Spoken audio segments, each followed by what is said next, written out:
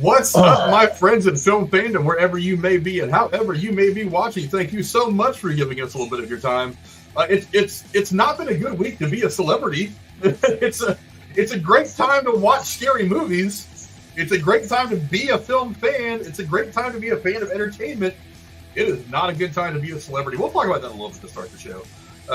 We are here to talk about one of the more entertaining horror movies to come out of the 80s, a decade that was just lousy with good horror anyway.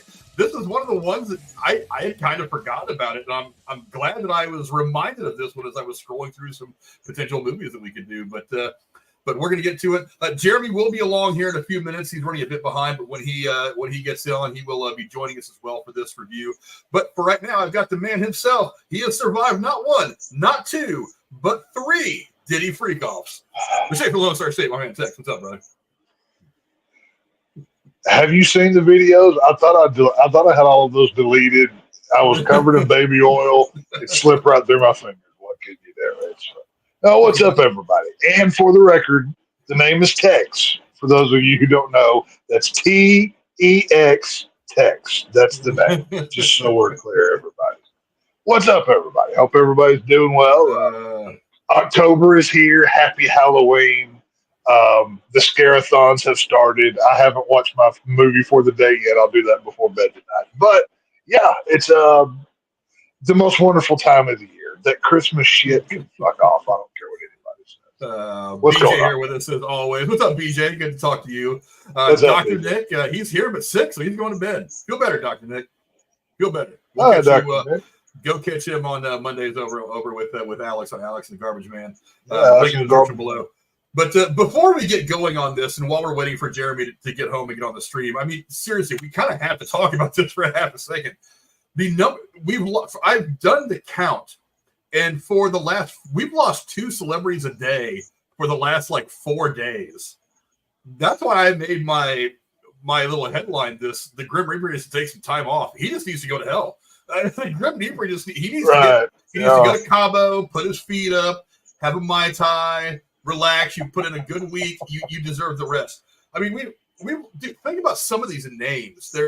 We lost Maggie Smith, who dear Maggie Smith, Professor McGonagall, the nun, the Mother Superior from Sister Act, obviously from Downton Abbey, who played the Dowager Countess. Me and Cora are going to be getting back to the Downton Abbey stuff here eventually. But I mean, it's so loved. And then, of course, immediately after that, Chris Christopherson passes away the same day as John Ashton, who we just saw in Beverly Hills Cop Axel Foley, who is as good as he ever was. He passes away suddenly. And then to top it off, we lose Dikembe Mutombo, one of the all-time great NBA players. And then almost hours later, Charlie Hustle himself, Pete Rose, passes away. I mean, What is going on? And then today, I'm sitting here and I'm looking at my phone and I get this notification that John Amos, one of my absolute favorite actors ever, has passed away. Papa Evans from the Good Times TV series of the 80s, which I still think is one of the top 5 series ever to have been on television. Obviously, he played Percy Fitzwallace in one of my all-time favorite shows in The West Wing. Just a fantastic actor. He was in Roots. Great actor. Huge screen presence. I mean, the tone of the room that I was in changed just when he walked on TV. I mean, he had that kind of presence. Dude, they need to calm the hell down, Grim Reaper. Relax. Slow down. You're taking them too fast. Pace yourself. I don't know. Tex, what do you think about some of the losses we've suffered the last couple of days? Well, I mean, this kind of blows the whole rule of 3, right? Like normally he takes 3 at a time and then rests for a while. But Jesus, he went on a spree. So I mean, death went from a serial killer to a mass murderer. Like he must have had his Wheaties or something. I don't know, but yeah, it was apparently. Jeremy's here, by the way. Yeah. The one that hit me the hardest was Chris Christopherson. I grew up loving the guy. I mean, such great music, a great actor. I mean, one of the super groups of country music, the Highwaymen, Willie Nelson, Johnny Cash, Waylon, and Chris Christopherson was one of the tapes that seemed to kind of always be playing in the background of my life. And you know, me and Bobby McGee, just one of the greatest songs ever written. I mean, so many people have covered it, but his voice was Americana. Was Chris Christopherson, and I mean the acting from Blade to Convoy and everything else. It just so many cool things the guy did. You know, Pete Rose should have been Major League Baseball. It should have put him in the Hall of Fame. It's bullshit that they didn't. But if they do it now posthumously, to me that would honestly be a slap in the face. Like, we wouldn't do it when you were alive, but now we'll do it when you're dead. They won't. I mean, if they were to do it posthumously, they'd let Sheila's Joe in time ago. They're advertising gambling at ballparks nowadays, but Pete Rose can't be in the Hall of Fame. Seriously, Major League Baseball? Like, come on now. It's so stupid. I understand what Pete Rose did was wrong, but people get less for murder than what Pete Rose got punished for gambling. Like, seriously, that's what's going on here. Very true indeed. Jeremy just joining us, my hetero life mate. I was just talking about the slew of celebrity deaths over the last 4 days. I know a couple that we've talked about. Obviously, Maggie Smith, Professor McGonagall. I mean, just so many. Give me some of your thoughts on some of these terrible tragedies that we've lost some of these great actors. Give me some of your thoughts, and which one to you has stuck out the most? Yeah, I know, and I caught it, and it's always the saying, the rules, like it comes in threes. I'm like, well, yeah, right. Apparently, God is a fucking. He's being a serial killer right now. He's on his villain era because I'm just like, dude, stop, hit the damn brakes. We're not. You're trying to get a quota by the end of this year or something. Like, it's ridiculous. Yeah, I think one that hit me the most is probably Dame Maggie Smith, because obviously the Harry Potter nerd in me. I felt that one. It's like, of all the other ones that have passed away, like we've lost, Alan Rickman, Michael Gambon, Robbie Coltrane. I think Robbie Coltrane made me cry the hardest because I can't. Hagrid is like the heart and soul of I kept seeing that little clip in my head from the second movie where he looks at him. He says there's no Hogwarts without you, Hagrid, and I bawled like a bitch. So in the middle of work. So whatever. I'm a man. I don't care. No, but that one hurt too. It's another pillar of Hogwarts that we lost. And I just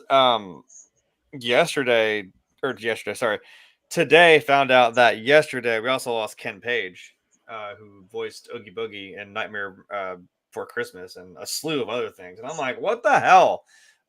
Who did we piss off? Which planet is drinking its Gatorade? What the fuck happened? Just calm down. There's even a small connection in this. I'm like, we lost James Earl Jones, and I'm like, hey, but his dad was in this movie, which is weird to think about, but whatever. Still cool though. Yeah, man. I think more recent, James Earl Jones was one as well, but yeah, Maggie Smith and Ken Page. Even now, I'm just like, it needs to calm down. I don't know what we're gonna do for the rest of 2024, but hopefully that's it. Yeah, it's been a rough few days if you're a celebrity. There's a lot of celebrities that are just kind of cowering in fear in the corner of their mansions in Bel Air somewhere, hoping the Grim Reaper doesn't find them. Yeah, we need to find Willie Nelson, get him into protective custody, put him in a safe room, because God help.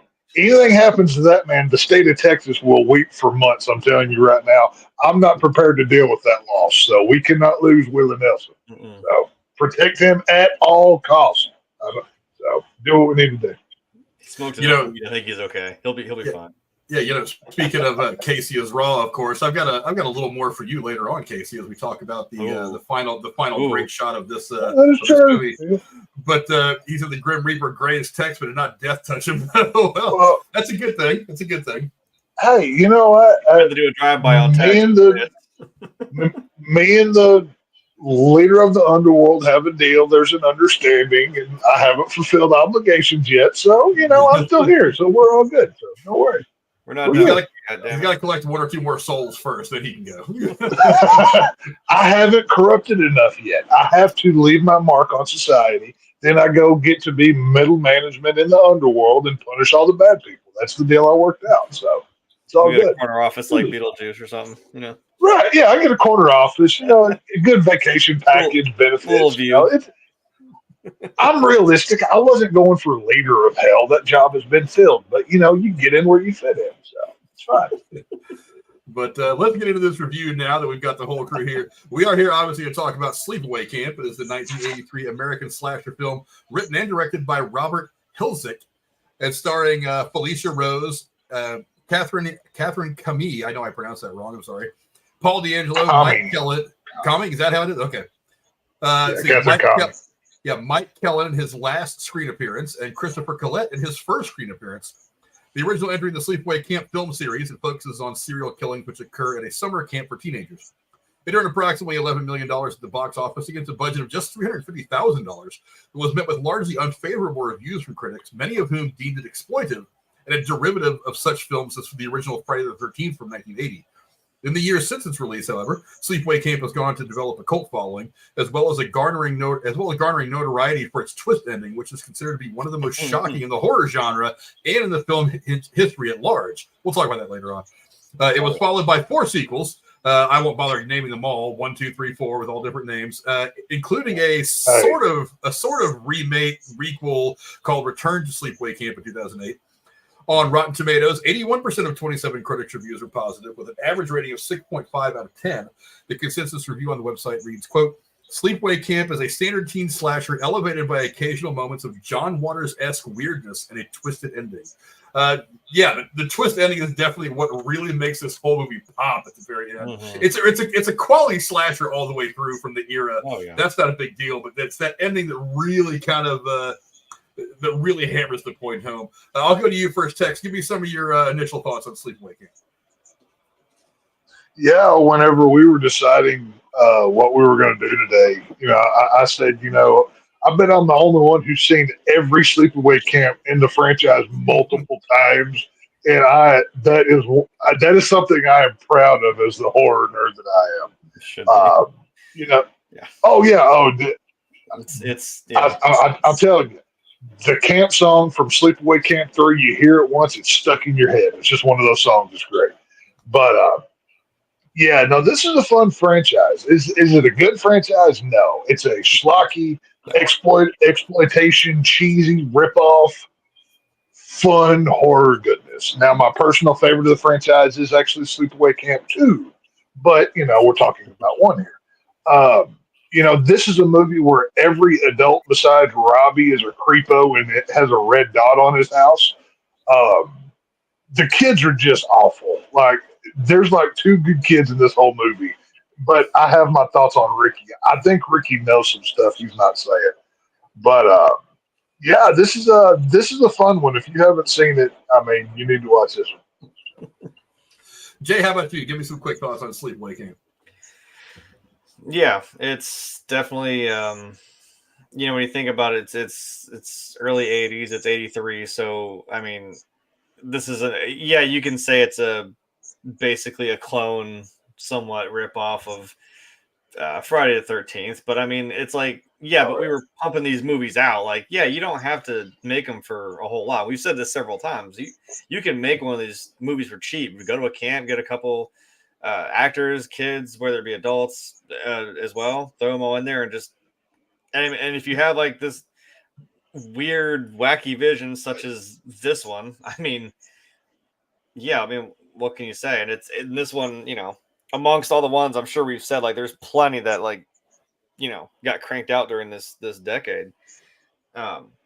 This is one that does stand out because it is just kind of there's moments of I know I'm gonna nerd out about the practical effects of the kills and stuff, because the kills are what's fun. Because I'm going to tell you right now, you'll never look at a curling iron the same way again after watching this movie.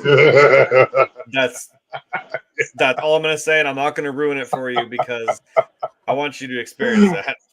Hey, maybe not literally the same way. That's right. She deserved it. But and then the ending is not just the obvious twist, but it's there is something just I know it's probably how they had to do it, but just something weirdly visceral. I'm sure we'll have that shot, that iconic shot of her at the end and with that look on her face, and it just zooms out and then negative tones into that green, which I got the green back here. and it just freeze frames on her face, after just casually beheading, I guess, the only thing close to a love interest in this movie. While feeling the summer breeze between your knees. I'm not trying to ruin it too much just yet. It's it's a fun movie. It's like you just can't help but love it. I'm sure, like we've all said, it's is it, like Tech said, is it good? No, but is it fun? Yeah. Like, and yes, the kids are terrible, but I'm like, this felt realistic. I feel like if you went to a camp, this is just. I mean, all three of us were teenage boys at one point. I'm like, this is the most realistic shit I've probably seen. Like, they act like that, they talk like that. We want to pretend like we don't, but we do. Some of us still do. Right. I'm not going to say my own name, but it's a fun movie. Yeah, I was thinking about it as I was watching. I'm like, I remember seeing the movie because I remember what the twist was at the end, but I probably haven't seen this movie since probably the late 80s. It's just been that long. Wow. And so I was like, I remember this movie. I remember the important thing, but it's like I feel like I'm watching this again for the first time. Look, the one thing you've got to get right with a horror movie is the kills, and this movie does that in spades. Yeah. I mean, these are high quality, like late 70s, early 80s horror kills that are not overly graphic, but certainly hit hard. I mean, because it's like when she kills the girl in the shower, the one that she drops the beehive on, and those were really cool. They were creative. They were different. Because every now and again, when I watch a guy like Freddy, okay, yeah, he's going to slash people with his claws. He kind of kills everybody the same way for the most part. It's like 90% of the people that he kills, it's all he just slashes with his claws. It gets a little boring. Same thing with with Freddy and with Jason or Michael Myers. It's like, yeah, you got the knife. I get it. Now, they've changed that recently. They've been killing them in creative ways. But for the 80s, that was one of my big knocks to horror movies. It was like, just slash over the knife, they're going to die. It's like, yeah, but do something creative. This is one of the first movies I remember watching where they did different things like that. Now, maybe I'm wrong. I know Tex is already going back in his mind. He's like, well, in 1972, they actually had this one. I've got so much, I'm just combing through kills of, actually moments that I could do, but I'll let it slide. So it's fine. He's rolling through the kill database in the back of his mind. Like, actually, I'm going through the Rolodex. Actually, in Jason Part 5, he uses hedge clippers. In Part 4, he does whatever he does. Sleeping bag. I get your point. Yeah. Oh yeah. But this movie was just a complete 80s style horror movie. It's one of the ones that made the horror genre great at that time. It was fantastic. But let's get into it. I don't want to talk too much about the director because this is the only film he ever did. That's the only thing he did. To the best of my knowledge. He actually we'll talk about it a little bit later in the trivia, but he actually left this and went into law. And so he did that. He claimed to fame in theater. Fine, he did do a little bit of the new I guess he had actually written. I think he consulted on the 2008 Return to Sleepaway Camp. Yeah, like he helped out. He licensed. Robert Hiltzik made this first one. Then he licensed out 2 and 3. That's why they're so different and they feel disconnected. Angela's not even the same type of character. That's why Felissa Rose didn't come back. Whenever Return to Sleepaway Camp came about, they wanted to go back to that form, and that's really the only 2 movies he's ever made because, like, if you've ever watched him in interviews, he's like, well, I started having kids and had to support my family. So, do what you got to do when the kids come along. So that's why his filmography isn't what some others are. It's all good. But let's talk about the cast for just a minute.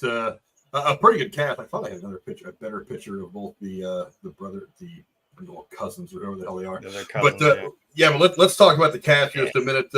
I'll go to you first, Jeremy. What do you think of the cast, and who stood out to you the most? It's always so hard.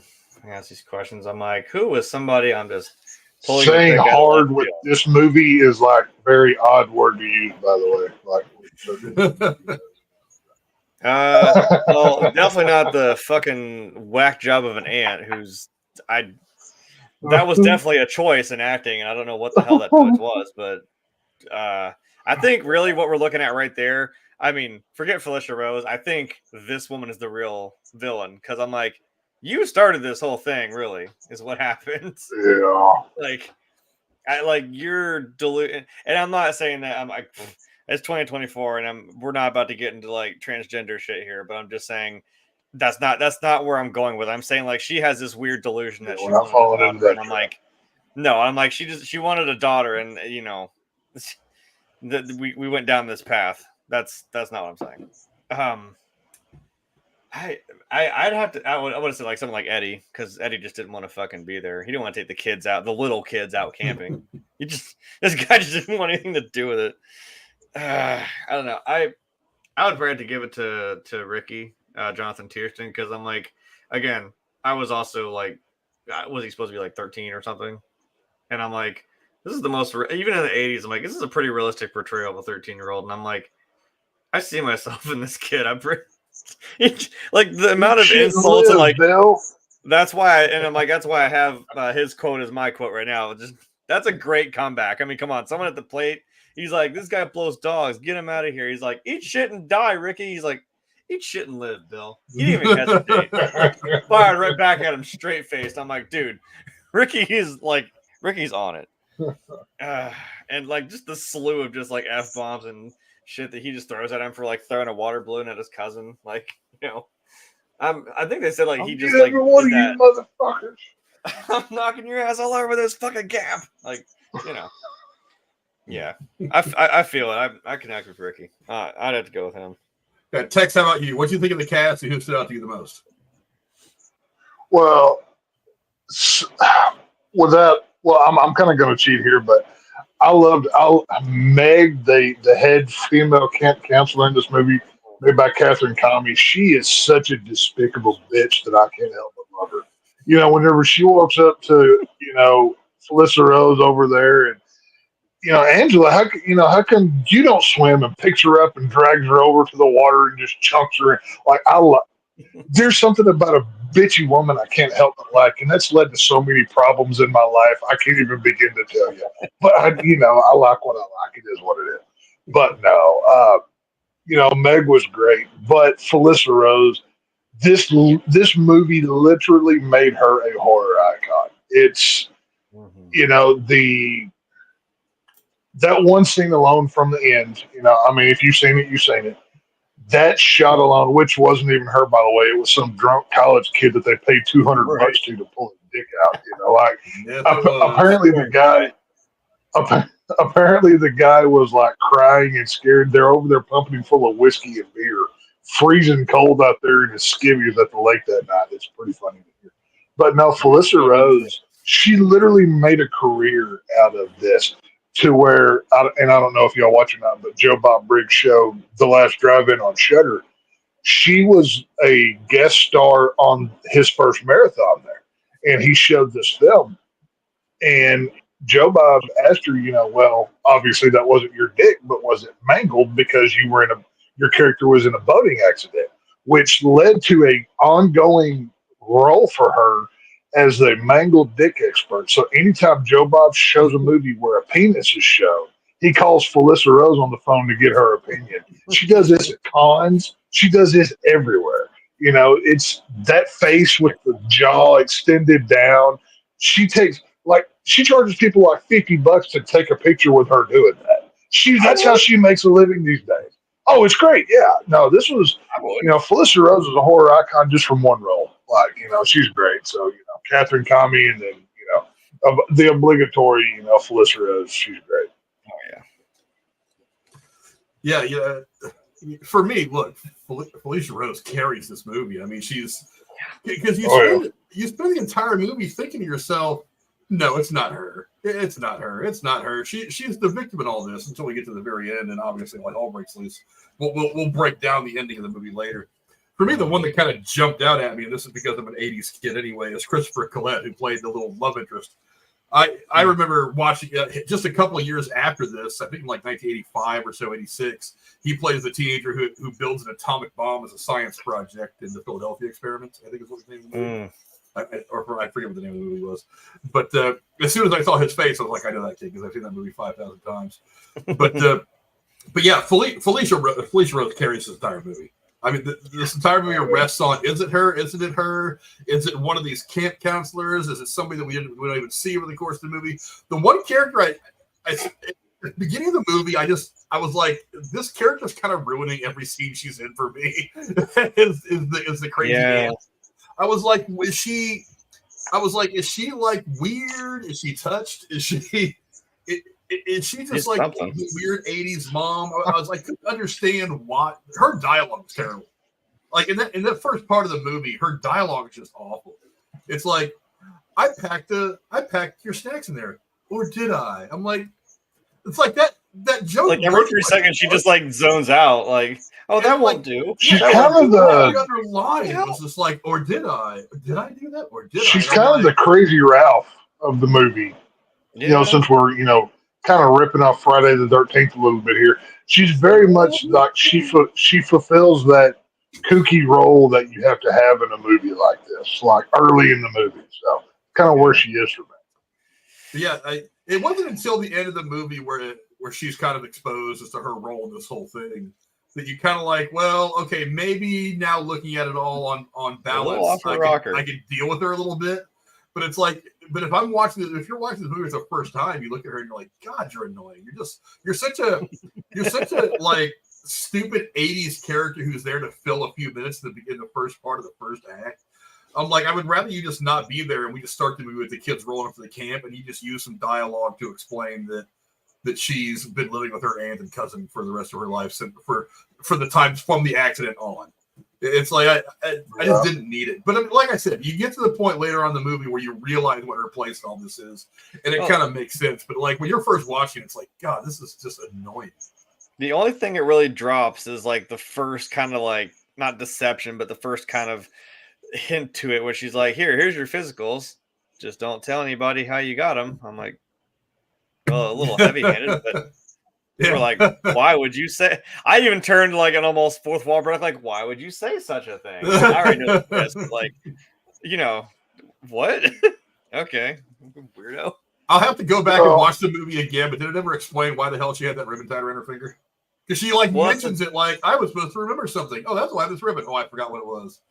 It's like, yeah, no, that's part of the joke. Is like, you do that, that's the symbol of like, oh yeah, you tie a thing to remind yourself, but it's like, but do you remember what the hell it was still? It's like we were talking about like Harry Potter, like you either remember all and it turns red when you forgot something, and then Neville drops the most honest line. He's like, yeah, but the problem is I don't remember what I forgot. I'm like, it's pointless. Damn it. It's not helpful at all.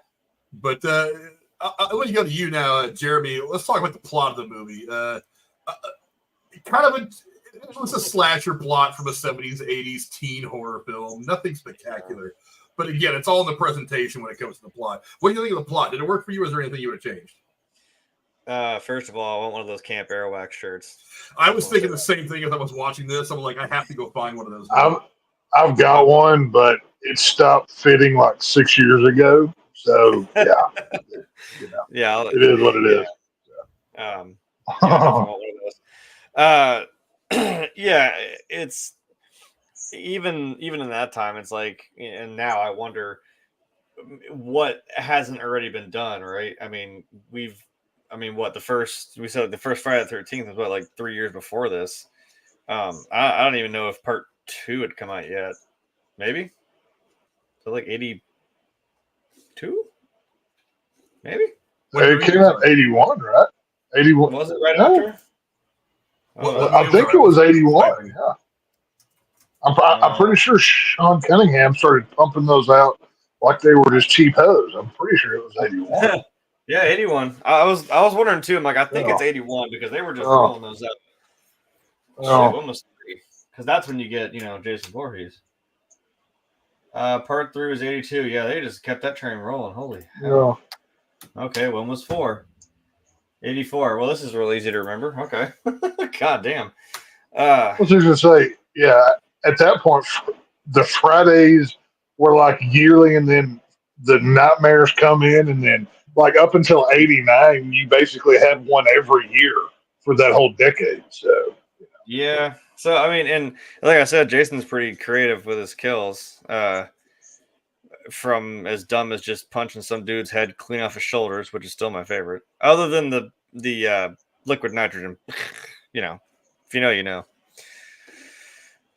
But for a pretty, I guess, I was just thinking about Jason X, and I was literally about to say, well, for a down to earth kind of slasher, literally, it's kind of that. It's pretty grounded and realistic, and it, like we said, it toys with that idea of like, is it Angela? Is like, you know, you can see where her being bullied by the mean girls, you know, Meg and Judy, constantly, and then, but you could also believe because like Ricky's the good cousin who's just trying to like watch out for her, and he's being like pushed and bullied also to no end. The camp owner was the name Mel is just off his fucking rocker constantly as well. So in his lime green pants with his bright yellow windbreaker coat. Jesus Christ! Look, I don't claim to understand 80s fashion, but I'm. There was the knee-high black socks with the khaki clothes. Otherwise, with those old man shorts on. Jesus Christ! Like, yeah.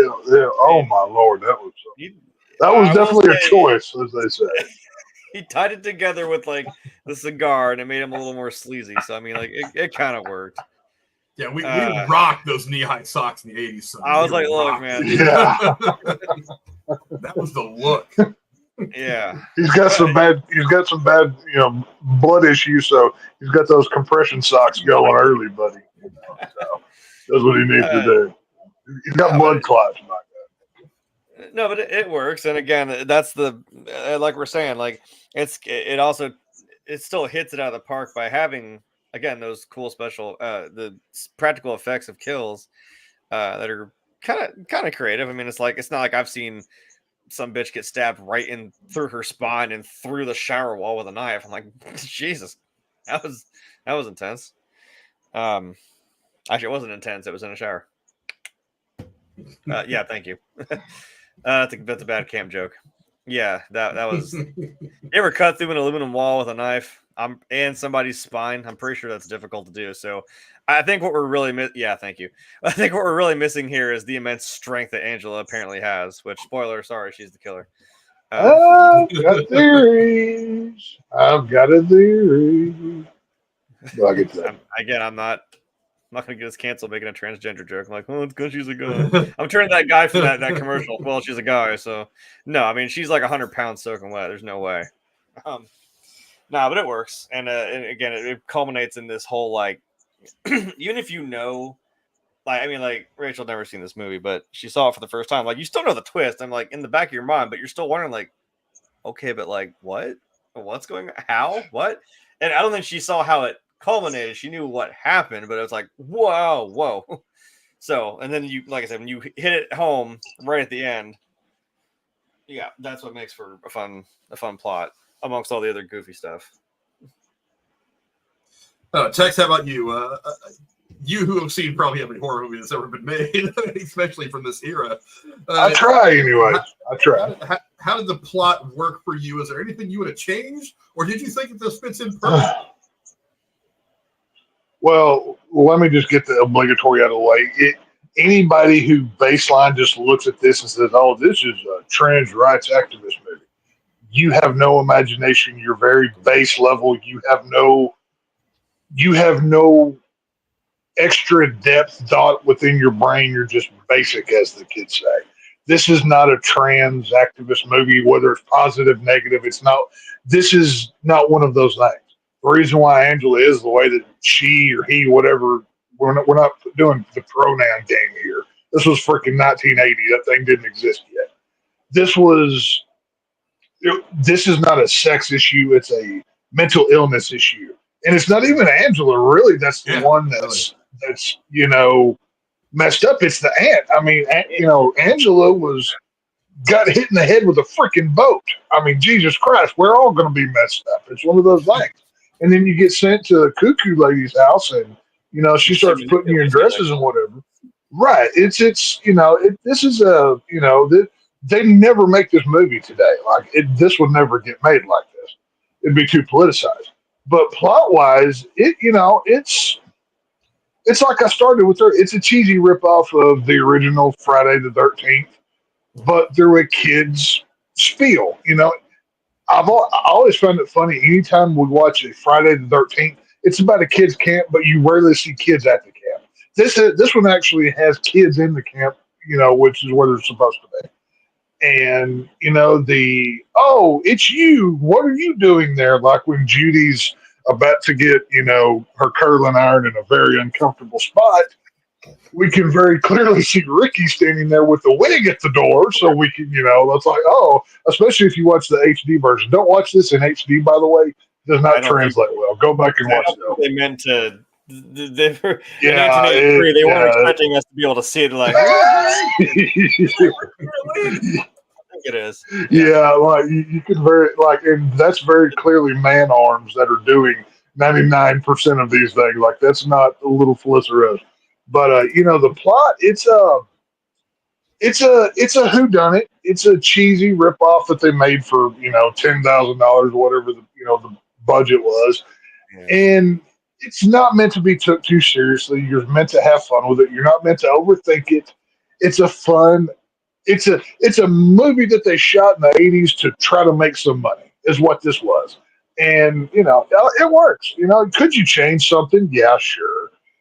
But it if you go playing with something like this, it loses its charm. You know what I'm saying? So we'll leave it alone. It's fine the way that it is. Budget was $350,000, and the box office was $11 million. So, right, well, that's what I'm saying. Horror. This had realistically no stars in it. Katherine Kamhi was probably the biggest star from this movie at the time. She was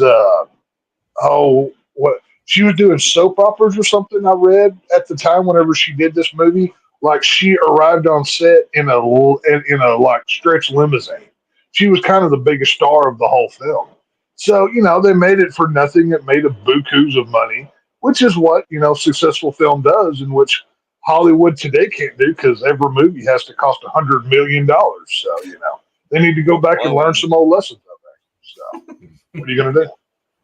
Yeah, I can't knock the plot of this movie at all. I mean, like I said, is it kind of cookie cutter for every teen slasher movie that came out from 1976 or 77 up through probably the mid to late 80s? Yeah, but again, it's not really about plot as much as it is about presentation. And it was killer presentation. Yeah. I mean, this was really awesome. Also, there is something inherently more creepy, scary, worse, I would say, about kids killing kids being killers at all. There is some, because when you think slasher movie, you think, okay, Jason, Mike Myers, people who are adults, Freddy Krueger, someone who's an adult. You don't necessarily think of a teenager running around with all manners of ways to kill other kids. That when you kind of break that into the fold, it gives a different dimension of like, what's the word I'm looking for? It's almost it's off-putting in a way that makes the horror that much better. So you're not just dealing with watching somebody being mangled. You're watching somebody being mangled by a child who's supposed to not have the kind of problems that grown-up people have. Well, that's what with Speak No Evil. We cheered when that kid took that brick to James McAvoy's face. Yeah. We're like, whoa! But this is a child killing this adult. Yeah. Holy shit. So that was a fun part about it. And again, like I said, the kills are fantastic. I mean, there's no knocking the kills at all. But the plot, I mean, was it at times even visually kind of ripping off Friday the 13th? Yeah. I mean, when I saw 100%. When I saw dude get the arrow in the neck, the first thing I thought of was like right back to the scene where I think it was Kevin Bacon gets the arrow through the neck. Right through the collar. Now, differently, obviously, it comes out the other way when he's laying in bed, and you get to see it slowly pop out of his neck, which is a cooler kill, I think. Yeah, or Kevin Bacon. Obviously, they were kind of going that route. There's a little bit of a visual cue there, but I mean, I honestly, it's like so many great movies have got the same basic plot. It's all in the presentation, and this presentation was fantastic. I can't imagine I would change anything about the movie except for one thing. I don't know that I would have made Felissa Rose the killer, at least not in this movie. I feel like you could have gotten two movies out of this, and you could have like left it open-ended for this one, and then maybe come back and do the second movie for roughly the same budget after you've got a little bit of brand recognition. Come back and do it again, and then she goes back for whatever reason, and then you get a little money out of it, and then you kind of drag it out a little bit. That would be more shocking. Not that the end of this movie didn't have a little bit of shock factor to it anyway, but I mean, if you wanted to make some more money out of it, I think you could have done that. But I think it would have been fun. I don't think Angela was the only killer. I think Ricky was a killer as well. Yeah, like go watch the Shout Factory did the DVD for this some years ago, and they even interviewed the guy who played Ricky, and even his theory is that Ricky not only knew what Angela was doing, but was part of it. I mean, look at the connection those two had growing up, especially like with the scene where like the bed is spinning around and around. It's like those two are in a mind meld with one another, and how close he is with his cousin. That's not a normal reaction. And especially at a boy and a girl that age, like they're not gonna be that close. I don't think Angela was the only killer in this movie. I think there was more to it. Now it's just a fan theory, and I'm probably just creating crap in my head. But I don't think Angela was the only one. But I never got any indication that he knew that Angela wasn't female. That was the other point we tried to think about. How did he know, or was he unsure? I'm like, because when you get to the he scene had to have known. When you get to the scene at the end where it kind of reveals it all, and the crazy ant lady is talking to her about I always want a daughter, yada yada yada. He's not around, so he may not have known. She may have just walked her into the house, Angela into the house in full dress with a wig and everything, and said, "Here's your cousin Angela. She's going to come live with us because the rest of her family has passed away, and we're gonna help her out. She's going to come live with us now, and we're going to be her family." And at that point, he's probably like, what, 5-6 years old? What the hell does he know? He's like, "Oh, okay, I have a new little sister, blah blah blah, or my cousin." Yeah, but also when you're like 13 and they show those two in bed together multiple times. Though that was the two brothers and sisters. That was the brother and sister from the beginning. Yeah. That was them. Oh, well, okay. No, I'm crossing theories over here. That was them. No, what I'm talking about. Go ahead. Well, no, I was just gonna say but once you're like 13, and I said your fucking weirdo. I assume that's his mom, right? Is like, but don't tell anybody about those physicals. And he's just like, yeah, sure. I'm like, you don't find that a little bit weird? But like I said, like with how protective he was of her. I'm like, there's got to be some motive here as to why. Like Tex was saying, like it's weird how close they are. They almost, I guess they kind of are like brother and sister, but they know they're cousins. I'm just like, I don't know. Well, when you look at the aunt, she's obviously off her rocker. I mean, she's manipulated this poor child into thinking he is now a she, and she is as crazy as the aunt is. And with Ricky there, it just I find that along with that narrative, then, right? Not only would he have to play along with the narrative, but this is kind of like a Sawyer family thing here. If you're in this family, you're in the crazy. You don't escape it, And look how quick to anger he is when, like Jeremy, like you said a minute ago. Whenever he saw those guys throwing water balloons at his cousin, he loses his mind. Mm-hmm. Like it's very believable that she's not the only killer here. Like, perfect example of, whenever Meg gets stabbed through the shower in the back and drugged halfway down her spine. And Angela weighs 80 pounds soaking wet. She's not going to be able to do that. Ricky, now he's not much bigger, but he's a boy with more muscles, a little more, masculinity going.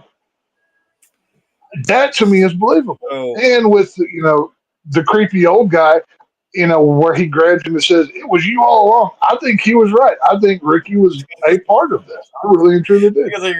So you're saying Mel was maybe not so crazy?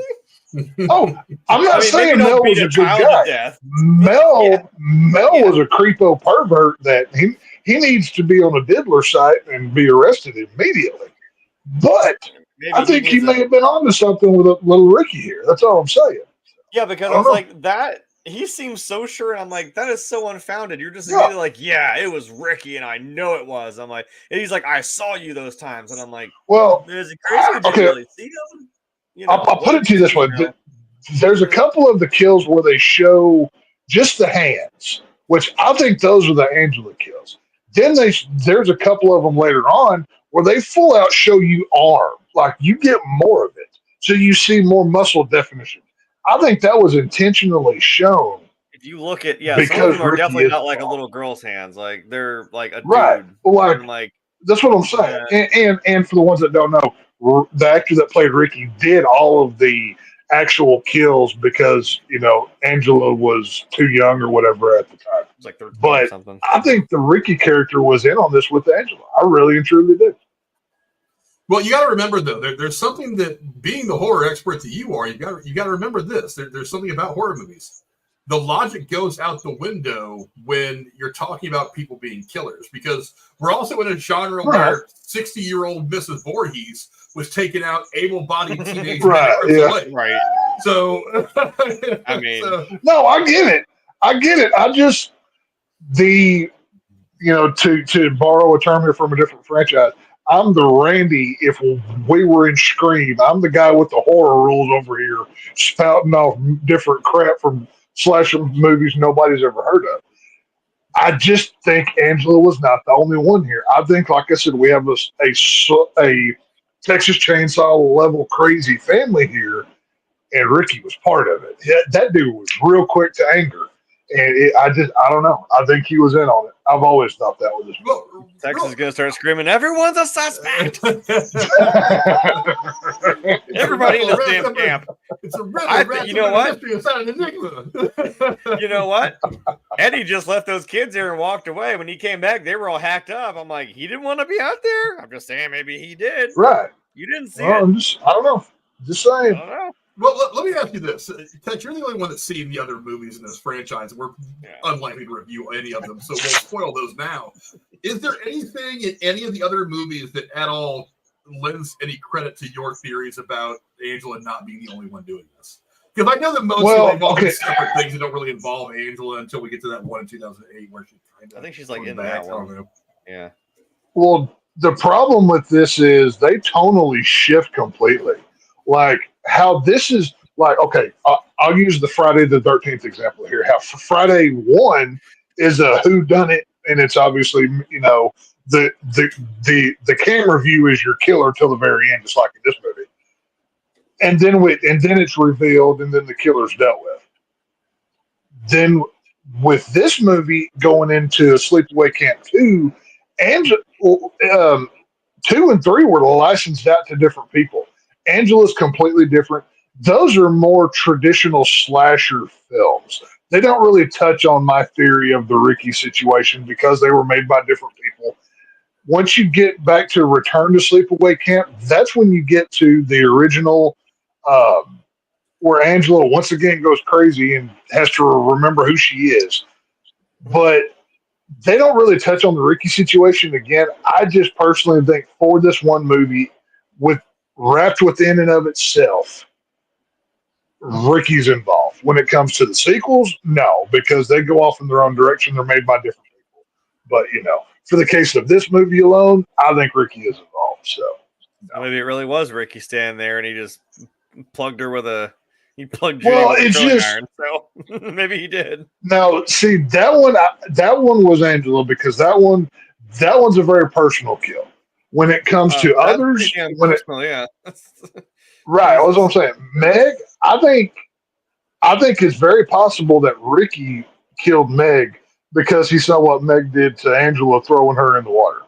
I think that one wasn't like anything that was really well thought out. Like, oh, I'm gonna lock this guy into a stall, and then I'm gonna cut the screen open and throw bees in, or I'm gonna the bees. Even the bee kill.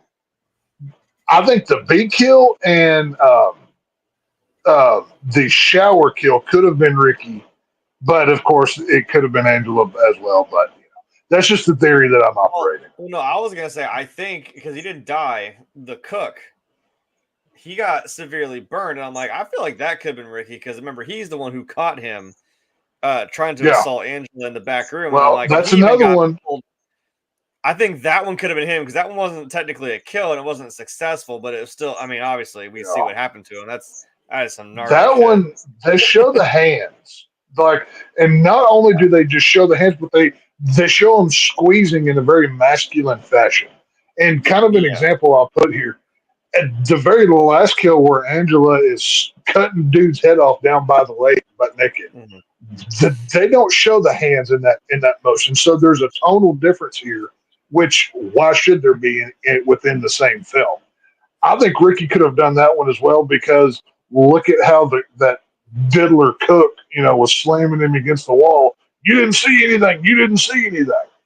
I think Ricky's is guilty in this as well. Of course, like I said, it doesn't really fall into the sequels, but for this one, I think he is. So you think that Ricky is the one that cuts his head off at the end of the movie? No, I think Angela cuts the guy's head off. Okay, That's what I'm saying. Because Ricky wasn't Ricky knocked out by the kid? No, we see Angela holding. We see Angela holding as the cut. Like, we see that. What I'm saying is, like Jeremy was saying with the cook, we see the hands grab the chair, squeeze it, and pull in a very masculine way. Later on, for another one of the kills, we see the arm come out. Like, they show more of the arms in certain kills, and certain kills they don't.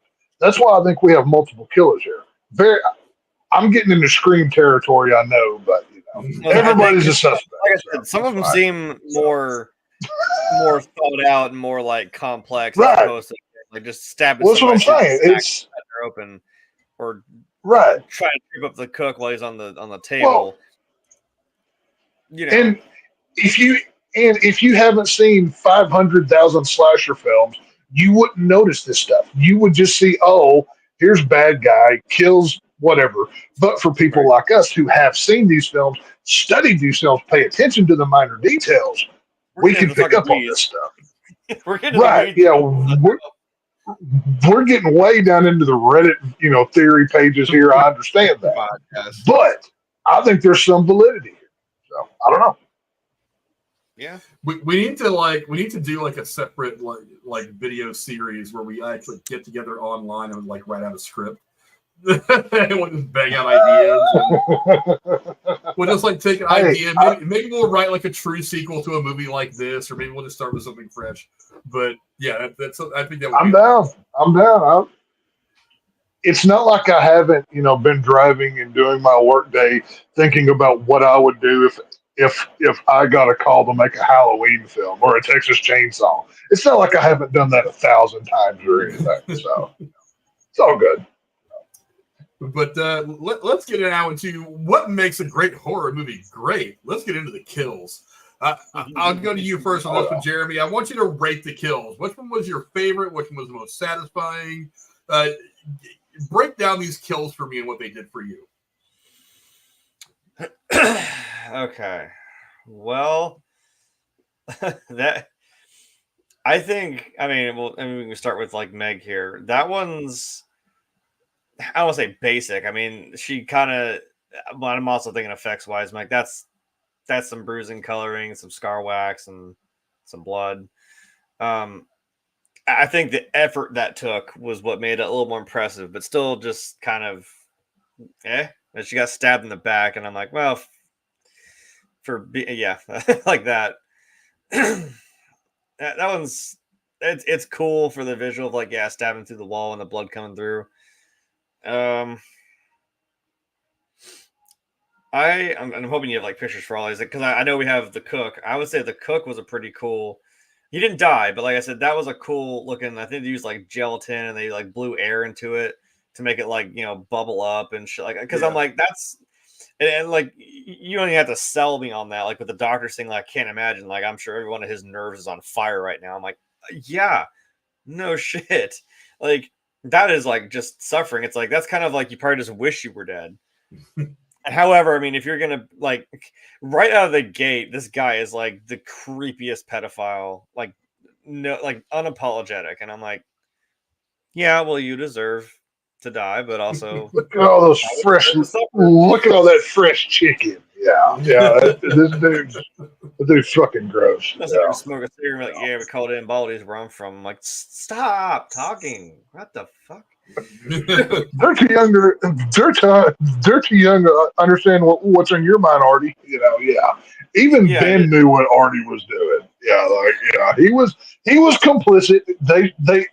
Everybody should have been arrested. Just clean sweep them, buddy. Yeah, like I said, like you deserved the suffering at least. Like that's a little more. I mean, because you didn't killing him may not have been as satisfying. The bees was kind of like I wish. Okay, good. You have a picture. I don't know why he didn't just at least try to go under the stall, because if no one knows, Angelo like sticks a broom handle in between the handles of the door so he can't open it, and there's a big screen window behind him, and this kid is taking his little dump, reading a magazine, and they cut open the window, throw a bee's nest in there, and then he does eventually break through. It's like a size of a twig, this broom handle, whatever.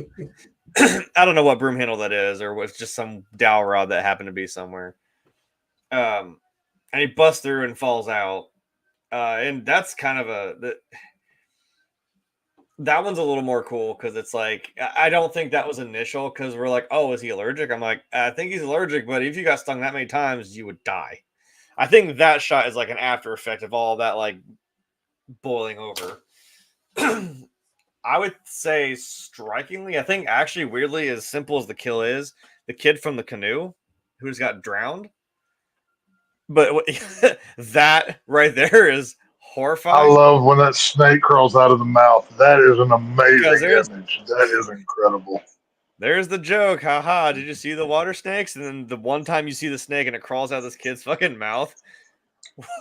Whoa. And I know how the effects guy was like, I really wish I could have done better on that, or something screwed up with the prosthetic. And I'm like, dude, no. That is like Ben Gardner in Jaws. That's good stuff right there. I'm like, that? He's like, you tried to fix it, make it look right. I'm like, no. I don't care what you... No. That right there is horrifying. When you flip over a canoe and this kid is covered in sand and seaweed and shit, and that snake comes out of his mouth. No. That one's good. I don't want to ruin the end yet. I was like, dude getting his head cut off. That's standard fare. Not like that's an easy thing to do, is to cut someone's head off, but I don't. Yeah, I know it's the mold, but I'm like, did he die smiling like that? I'm glad you have that shot, because I'm like, well, I mean, maybe he didn't see it coming, because he finally got Angelo's clothes off, which you've been through the whole movie. So maybe he didn't realize where things were going to go. You had to have killed him real fast for him not to like freak out and be like, there's worse ways to go. I mean, so there are worse ways to go, because I think the one that does, other than the kid in the canoe, the one that gets me is because, like, yeah, it's left to your imagination. You don't have to see it, but I think the curling iron right up Main Street is a terrible way to go. Because I'm like, I don't know if she died. I assume she did, because I'm like, you know how hot those things get, and you burn your finger. That's a sensitive area, and if your body didn't go into shock and you died, I mean, that would surprise me. That's a personal kill, and she even duck-billed that bitch too. She even like opened the curling iron. I was like, dude, god damn, that's not okay. Did Judy deserve it? Probably, but like. She's a carpenter's dream. Flat as a board, needs a screw. Come on now. What you gonna do? Oh, that was almost the quote.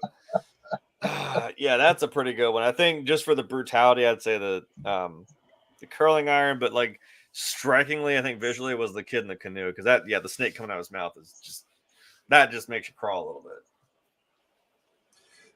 bit. How about you, Tex? I mean, the kills are fantastic. How would you rate it? Which one was your favorite?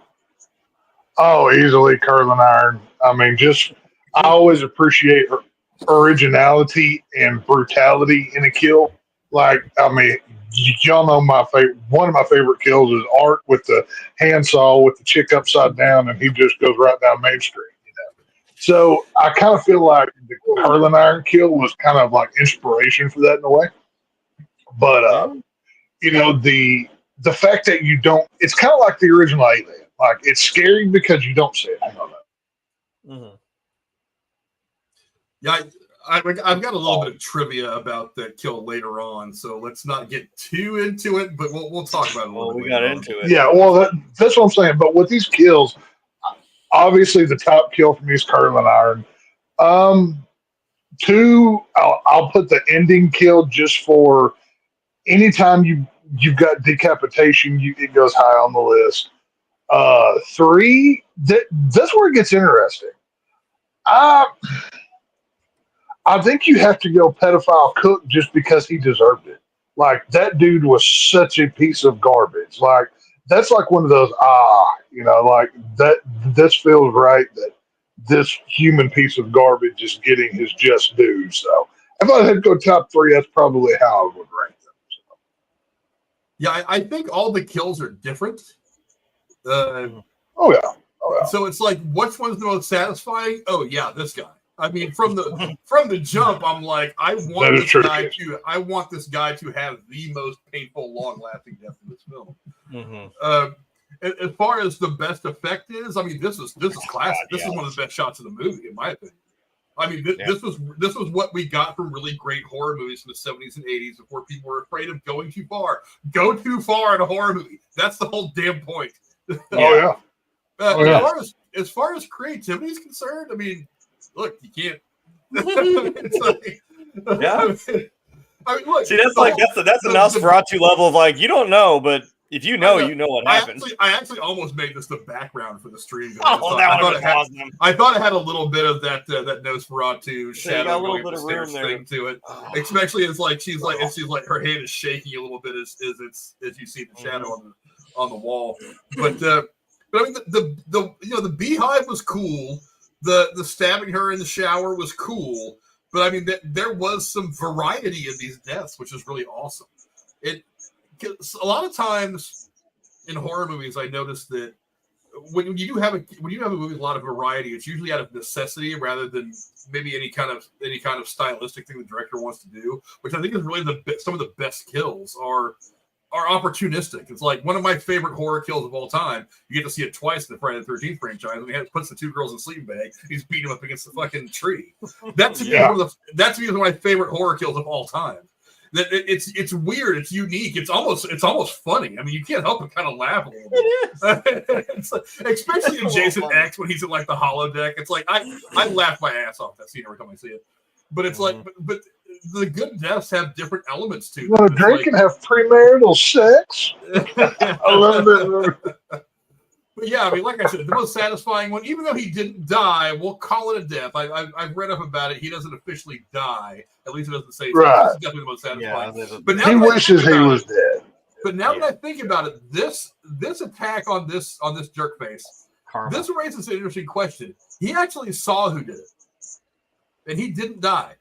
Now, granted, in the hours after this incident takes place, he probably wasn't too into talking to the police. He was probably a little concerned with, being a deep fried piece of chicken.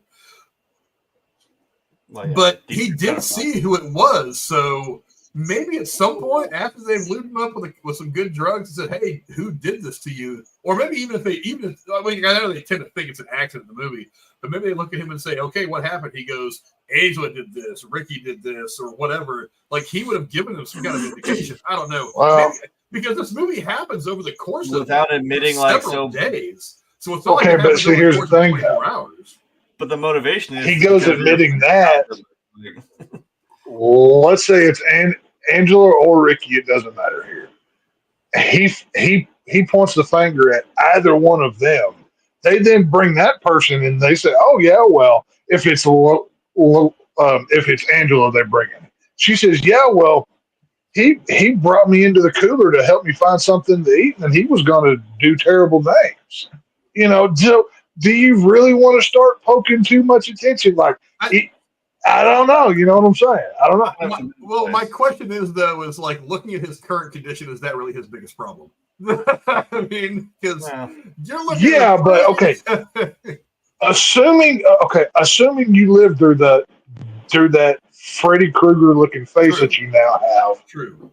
Assuming you lived through that. And you point the finger at Angela. Let's say Angela did that one, just for argument's sake. And then you get, actually, I was doing blah, blah, blah. Not only now do you look like Freddy Krueger, you have the same charges that Freddy Krueger had against him, and now you have to deal with it. So, just saying, I don't know.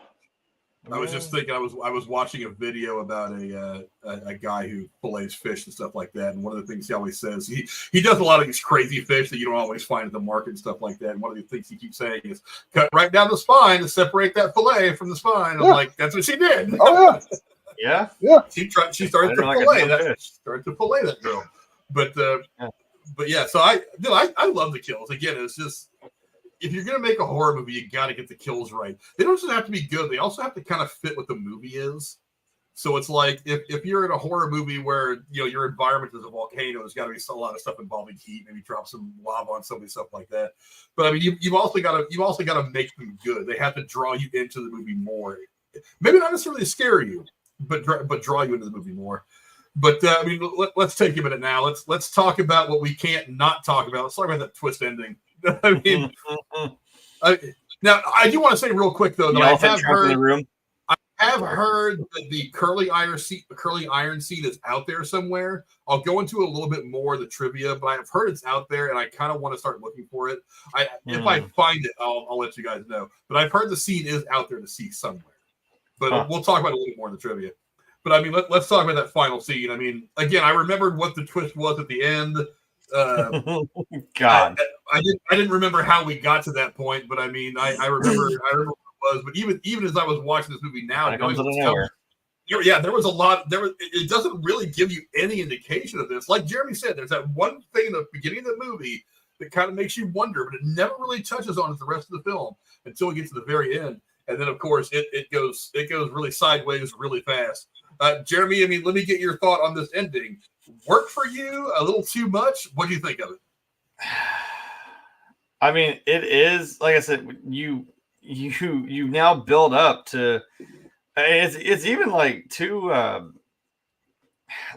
characters that weren't necessarily directly involved in a lot of this. The two of these counselors, and you just see her sitting there like humming some tune by the lake with her back turned, and she's naked, and you're like, the fuck's going on? I mean, even initially you're like, is that her? What the hell is happening here? I mean, you remember her telling dude like, yeah, meet me down by the water later, because I'm like, did she have time to plan to do all that? Like, wait. And then I don't really get why she killed him, but sure. I figured it had something to do with her catching him kissing on the other girl, but yeah, because he was making that with Judy out there in the woods and whatever.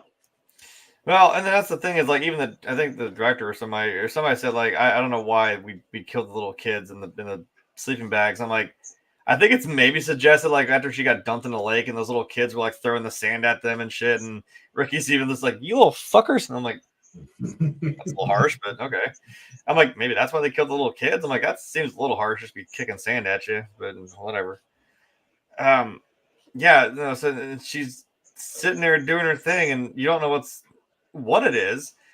And I mean, it is just as quick as like, yeah, that picture that we all, we just saw there a second ago that we all know from this movie. If you've seen any frame of this movie, you've seen her making that face. All of a sudden she stands up and is just staring at them like that and making this. And again, I love the over the top 80s like music that plays this kind of driving tone, and then she's making this weird like Angela's theme is a great song, dude. It's a great song. Yeah, I'm like, I'm gonna nerd out with the music, but like, yeah, that's like I said, that's why I've got the green tone up today, because like that it turns to that, and she's making this weird like snarling noise and staring at these two counselors, just deadpan like that, and you're like, what in the fuck? What? Yeah, it kind of fades. Thank you. It like fades to that, and then a credits roll, like no joke, and and then the whole twist of okay, we're gonna give it to you now.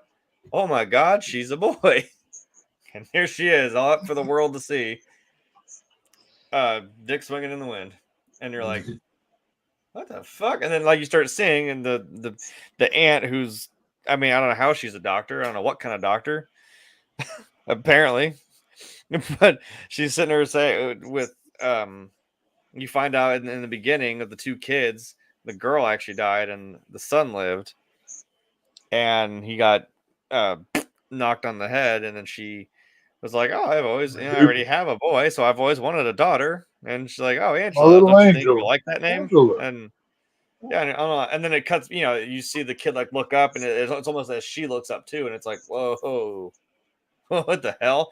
And there's a lot of weight to that. And like I said, 2024 aside, whatever the fuck, who cares? It's still just like, what?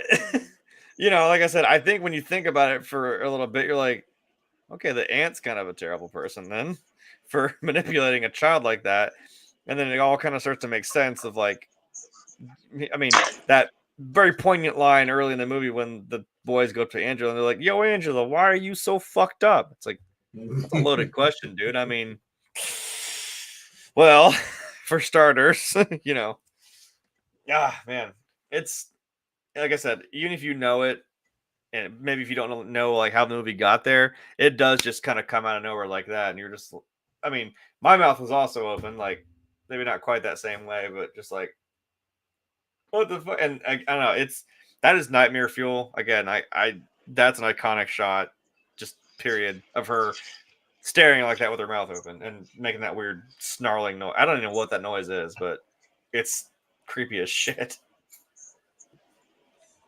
Tex, what do you think? The twist ending definitely sends the movie off in a crazy direction in the last like 2 minutes of the movie. Did you like it? Did it work for you, or would you have changed anything? Eat your heart out, Shyamalan. You didn't think of it? I'll never forget the first time I saw this movie. Me and my buddies were over at my friend's house watching this. We had rented the tape from Blockbuster back in the day. Kids, we used to have these things called video stores where you drove and got your videos from. We didn't have Netflix to go blip and find these snacks. Right. Time. And we used to have a thing where we would just go down the horror aisle and just pick crap. And luckily for us, the people that worked at the store did not care. They just, rent whatever, go. I mean, whatever. They're getting paid like $5 an hour. Who cares? That's how I watched Saw. From like a the first time I saw this movie, when it gets to the ending, my buddy Johnny, I'll never forget his reaction. He physically stands up and goes, "That's a dick." Like, that's the only thing this movie That's essentially what happened, yes. He stands up. "That's a dick." Just like he says it so matter of factly, like he's never seen one before, like he hadn't seen his or something. I don't know. But it was just so funny. It's one of those memories that's burned into my brain. And that this movie would not be remembered today. We would not be reviewing it now if not for that ending. And if you ever want to see something really funny, go on YouTube and find the supercut of the ending of this film with Austin Powers going, "That's a man, baby, yeah," because they cut it together perfectly, and it is absolutely hilarious. Oh, so when the credits roll, Aerosmith, dude looks like a lady, right? Or dude looks like perfect, companies coming together. Yeah, I dig it. But yeah, no, this was they didn't know they were going to make more movies out of this. I mean, this was a little nothing movie that a guy was trying to make some money off of, and horror has the best returns. That's why this movie exists. He wasn't planning a feature. He wasn't planning a franchise. He wasn't planning on Angela or Ricky going forward or whatever. So how do you go out? Do you kill Angela? Do you have the cops shoot Angela? That's a very basic, boring ending, and very, once again, like the original Friday the 13th, how Alice is just floating out there on the lake, and somehow Jason pops up out of the water. Was it a dream? Was it not? Kind of reminiscent of that. So I like how they did this ending. I like it. It works. Yeah, dude, the movie was solid. It's a solid teen 80s slasher film to the entire film. Oh, and the ending did what it needed to do. It set it to another level. It puts the whole movie in a different perspective. So you see the entire film differently in that one moment, which I think is brilliant. It's brilliant writing. It's great to do. It's very thoughtful by the director to do this. Because let's face it, I mean, it is true. This is almost at times a shot-for-shot remake of of Friday the 13th at times. So if you're going to do something that sets it off to something different, why not have a moment like when Jason comes out of the water and grabs that girl on the boat? Like it, but maybe he kicks it up a notch. So then it's like, surprise, it's been this girl the whole time, which you kind of think it may be, but it doesn't really specify. And obviously that backlit shot. That backlit shot of her going in there for that one kill. You can see enough of the face to where it doesn't quite look like her, but you don't really know because he's got the wig and everything. So that's why it's very clearly Ricky. So, well, there's I don't know if I put it in the trivia or not, but there is a reason why Ricky is the one who his hands anyway are the ones that are doing most of the work. But yeah, I thought the twist ending was awesome, and to top it all off, it was in 1983. I mean, this whole thing, LGBT, whatever, XYZ, PDQ, plus minus divided by, whatever the hell that acronym is anymore. That was still a really, really taboo subject. So it adds that extra dimension of like oddness, the way that it was all viewed back in 1983. Oh. It adds that extra dimension of oddness to the whole thing. And it kind of takes you back, and it takes your breath away for a minute. You have to process the ending as the credits are rolling. You're like, wait a minute, what did I just see? Okay, being Angela is the big reveal, great. And then you realize that it's not just Angela, but it's Angela was actually the boy who survived, but and all this flipped around by the crazy end. You're like, it was crazy. Oh. I thought it was a great like twist ending. It worked out great at a couple different levels for me. I don't think as far as the whole LGBT, however many letters it is now, I don't really care, whatever. I don't think it's even.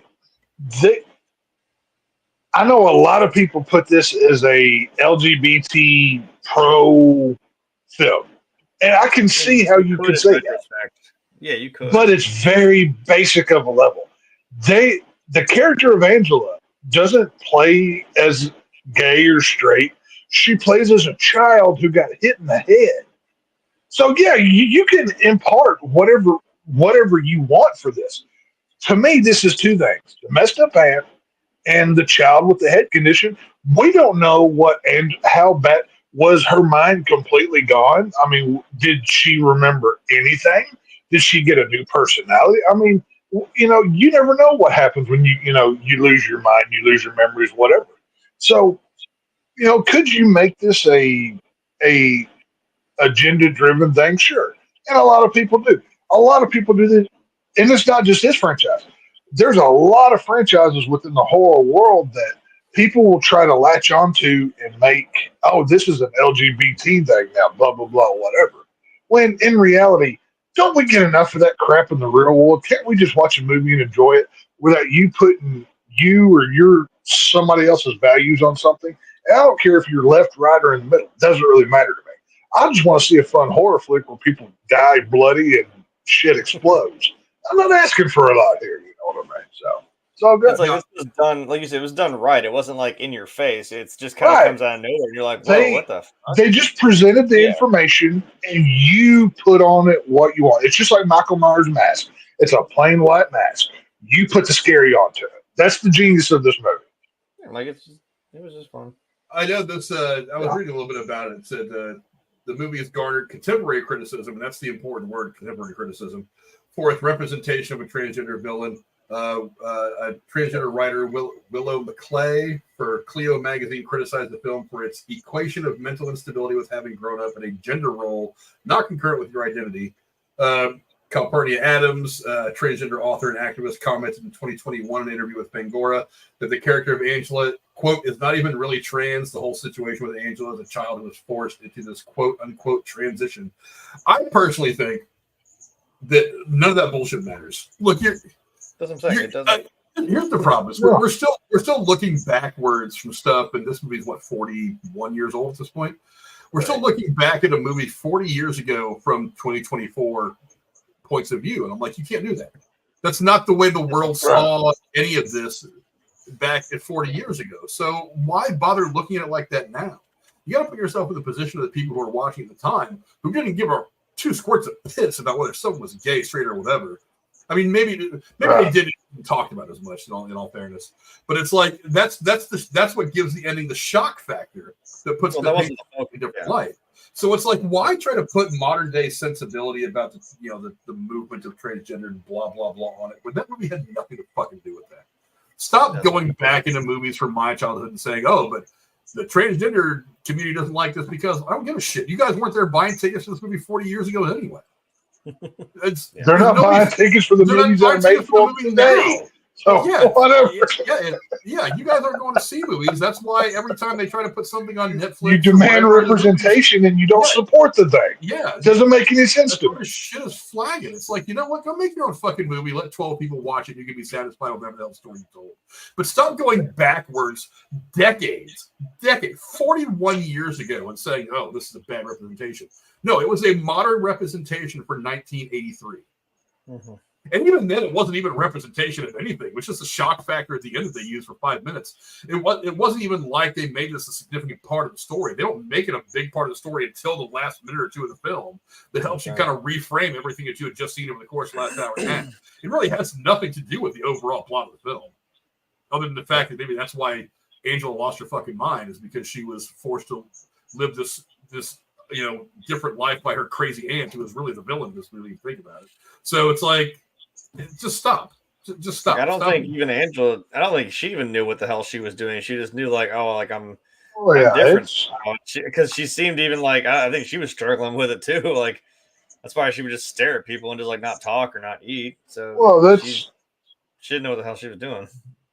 There's only one scene in the movie where they say, where Judy does the whole carpenter, you're a carpenter's dream deal. And she calls Angela, or she accuses her of being queer. And I'm not using that in a negative term. I'm just literally quoting a line from the movie. And that's the only time in the entire film. And even in that context, that was just two kids being mean to each other, which, by the way, even in this woke world that we live in, kids say even worse things nowadays, by the way, for all the woke warriors out there. Just keep that in mind. You think it's over the top and obnoxious, but it's real. Right. It's two girls that are stuck in a cabin together for weeks at a time at summer camp. They're going to say nasty things. That's what teen girls do.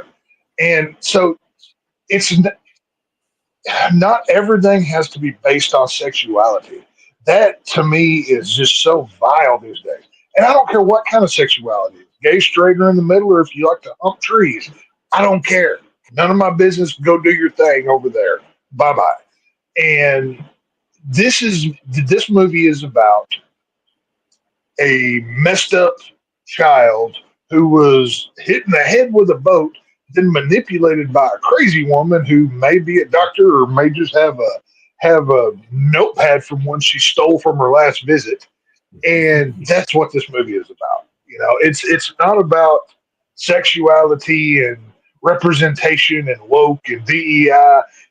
All of that is ruining movies. We don't need it. It's not everything has to be agenda driven here. That's my whole point.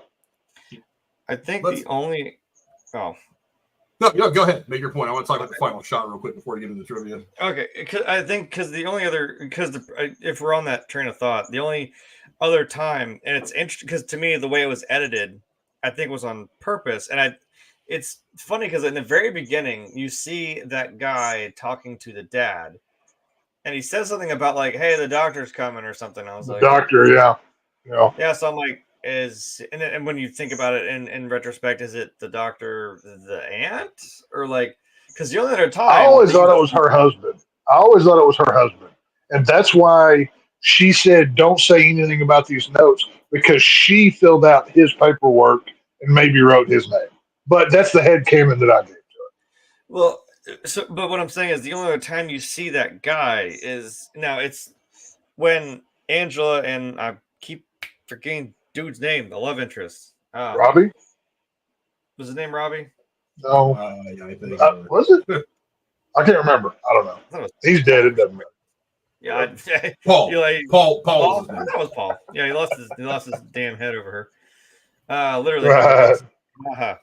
Anyway, the only time, like when he kind of like awkwardly steals like 2 kisses from her when she goes back to the cabin. But like the only time when they actually start like getting into it a little bit and they start getting physical, and then it cuts to that weird dream sequence where like her and then I guess technically the sister, because the brother is her. Anyway, you see a shot of like the dad and then the guy like in bed together, like cuddling each other. So and they're like giggling. And I'm like, it's when like Paul kisses Angela. So I'm like, is she having like a thought in her head? Like, again, is the only time we indicate that maybe something in her mind's like, am I messed up? Like, am I gay? Am I like, what's going on in my head? That's my only explanation for like that's as soon as that happens, they start kissing. It cuts to that weird thing, and then I don't understand the kids spinning on the bed and the kid's like hard just pointing at the sister. I didn't get that. And then it cuts to her going like, no. And like, she just shuts down completely. So I'm like, that's really the only other time you see something like that. And I'm like, I thought it was just played for like, we only get that, maybe that one glimpse into Angela's mind that like something, like you said, like again, like the kid said, Angela, why are you so fucked up? I don't know why this whole thing took place in Jersey, but of course I've also seen theories of multi-personality disorder within Angela because she knows that she's actually a he, and the quiet personality is more of the real person. But whenever she finally comes out and speaks and or kills, that's the crazy coming out. That's the bad side taking over because of the duplicitous nature of the character. And we never saw her grow up. So like I'm saying, is her interactions with other kids probably and other people had to have been, I don't know how else you'd do that. You'd probably just stare at them too and not say anything, which I don't know if that's a good or bad thing, but yeah, I don't know how else you'd take that. That's what I'm saying. That's kind of the only indication that I get of something that's, when you think about like, okay, so what's going on with her? Like what's wrong? And because otherwise I'm like, so why was that scene in there? Like, what did that add to the movie for me? So I that's what I thought that weird dreamy looking sequence was about. I don't know. But before we get into the trivia, let's talk about this final shot of the movie. And I had to edit it a bit. I didn't want to upset you. I hope you put a Harsh Truth logo right over that. There is a little bit of shadow play there, but I was like, I don't want to mess with YouTube, so I did have to edit it out a little bit. I didn't use the Harsh Truth logo, but I used something almost as good. Oh my god! No! Hey. Casey is raw. Casey wanted to be promoted here, and Casey is raw. Video games and wrestling talk or whatever his. Just go onto YouTube for Casey is raw, and you will see that image right there. That's what you'll see right there, buddy. So, Casey, I hope you're happy that we promoted your channel like you asked for, my friend. You always like, you don't promote your channel. You always promote Franks when you're over here. Blah, blah, blah. Well, there's your promotion, buddy. Hey, Casey is Raw is a great channel, but he's never looked better. I guess he's in his true form. He's a dick. So, but I do want to say there is a little bit of a continuity problem that I get with the shot. Now when you see Angela walking around the club, walking around the camp. She's got, no hair on her legs, no hair on her arms. For some reason, right here, she looks like a werewolf or something in between. I don't really know. So there's a she gained about there. 30 pounds in muscle. Yeah, definitely stands out. Yeah, there's a bit of a continuity issue here.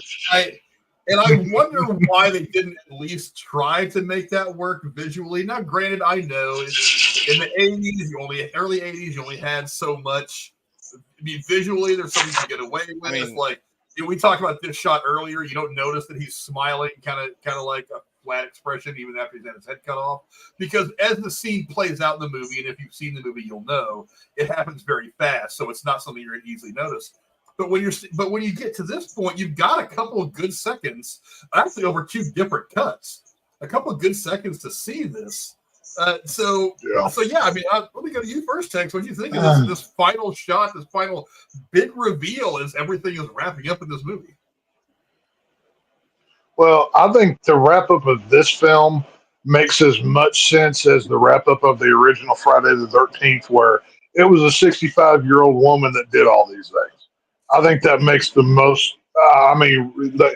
These movies weren't made to make sense. They were made for shock value and, oh, how can we top the last one? Well, the last one had an old lady getting her head knocked off. So what if this time the killer, who you think is a girl, stands up and there's a hairy dick between her legs? Oh my God, that'd be shocking. Oh my God, holy shit.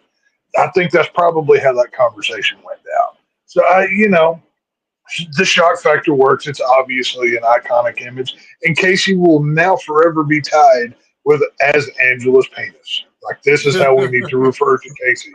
He has now gained a new nickname. Casey is Raw, a.k.a. Angela's penis. So, you got a new name. Fat shamed. I'm like, I don't think Angela had that much girth there, buddy. I don't know. But I will say, Thurman is Raw, a.k.a. Angela's penis. Angela's dick has more hair than Casey does on his head. So he's probably jealous. I don't know. Thurman's got plenty of hair right there. He's got the fro going on. So he's got the fro. Hey, it's accurate for the time. She got the bush. But no, Jared, what do you think of this? What do you think of this final big? Look like a button on a fur coat.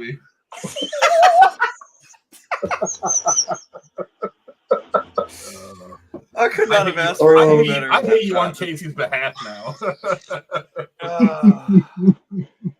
God damn. What was the question? I'm sorry. Your general. Let's get this back on track here as much as we can now that I've done that. But what do you think of this final reveal, this final scene before everything cuts to credits? Oh yeah, I mean, it's obviously it's kind of got some continuity errors because they do cut between, like, obviously Felissa Rose's face like coming up to do the thing, and then we know like they toyed with the idea of like just strapping a dick to Felissa Rose and letting her stand there, and I think her mom was like, no. She's 13, we're not doing that. I was like, that's kind of fair, and she's underage. Actually, Jeremy, before you go further, let me interrupt you. In that whole camp with all of those kids who were actually there, Felissa Rose's mom was the only parent of any of those kids that was on set. Could you imagine them doing that today? You'd have 150 moms over there watching. There was one. So, just a, interesting. I really, after watching the Quiet on the Set docuseries, I am 100% convinced that these parents these days would have run their 13-year-old girl out there naked just to make more money. Yeah. Oh, they were. Oh, yeah. I'm like, if you haven't seen that docuseries, watch it. Yeah, it's one of the scariest things I've ever seen. Oh, yeah. Oh, yeah. I get it. It's like, yeah, you probably don't want to exploit she's 13. It's even if she was, 17, you still don't want to do that.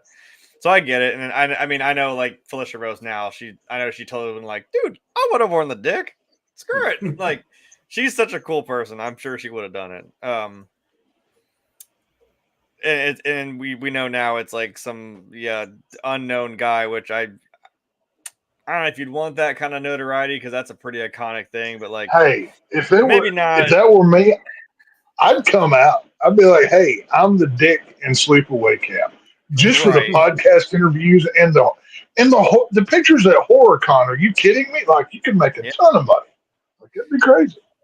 I've got some trivia about this. We actually know his name. We'll get to the trivia here. I was like, the guy was just like, I've never heard it. Okay, this one's new. Like, he just was not having a good time. And obviously, it's a little the continuity for me is I'm like, I know that's not really her. That's they made like a cast of her face too, and just stuck it on this dude and let him. Literally let him freeball it and just stand here with a knife. And again, great mask work too, by the way, with those glass eyes in it. Holy crap! Dude. It's still like, that's pretty damn close. And it cuts back, and then it cuts back to her again, close up of like Felissa Rose making the face, and then it just that negative, that green tone, and then credits roll. And like it's almost like you have no time to process it. So it works and does it for what it's worth. And I know we're like, that's definitely a dude. Like, that's definitely a dude standing there. Man, I mean, like, even if you can't get somebody who's like a little thinner, I'm like, shaving's a thing. You could at least shave his legs. I mean, like Frank was saying, like, yeah, you can very clearly tell it's like, oh, she has no hair in her legs. She obviously looks like a girl, and it's like, yeah, I get it. That's the joke. It's a guy. No, it works because it is the way the amount of things that happen all in those last couple like seconds just hit you like a fucking freight train. Yeah, it happens really fast the last like 90 seconds of the film. Yeah, it's a creepy. I mean, it had a like Left 4 Dead vibe of like that. If you played Left 4 Dead, like the witch standing there and says her hunched over crying. It's like she's sitting there just humming away, just doing her arts and crafts, taking this kid's head off. And then like, yeah, she stands up and the head rolls out, and they're like, what the fuck? And then there's her making that face, and then they're like, that's a boy, like text message. Go, that's a dick. And zoom out, and you see her just stand there for the whole barren to the whole world. And then never forget that. Still friends with that face. Guy. He's a great dude. Awesome. And then you see her face and credits roll, and you're like, what? The fuck did I just watch? You know what I mean? Like went back up the roller coaster again, and you're still going back down. Like, hold on, what? There's one more big hill there at the end. Yeah, let's go ahead and get into some of the trivia now. And there was plenty for this one. Some of it was kind of crappy, but I did find some really good ones. Let's see. Starting with the director, Robert Hiltzik. Wow, that's a tough name to spit out if you don't do it all the time. He actually did not know that the film had gained such a devoted following over the years until he was contacted in March of 2000 by SleepawayCampMovies.com's Jeff Hayes, who arranged for him to record a commentary for the film's Anchor Bay Entertainment DVD release. Hell yeah! I mean, it makes sense. This movie died. It was shown a couple times. I think Joe Bob said he showed it on when he was on the movie channel in the 80s, like in the late 80s. But this movie just went away for a long time, and then SleepawayCampMovies.com became a thing by some super fans of it, and then Fangoria had found out about the website, and they reached out to the stars like Felissa Rose and everybody else, and they had this big event, and they brought all the stars back, and they did like this 5 or 6 hours, just like con basically thing where they signed autographs, answered questions.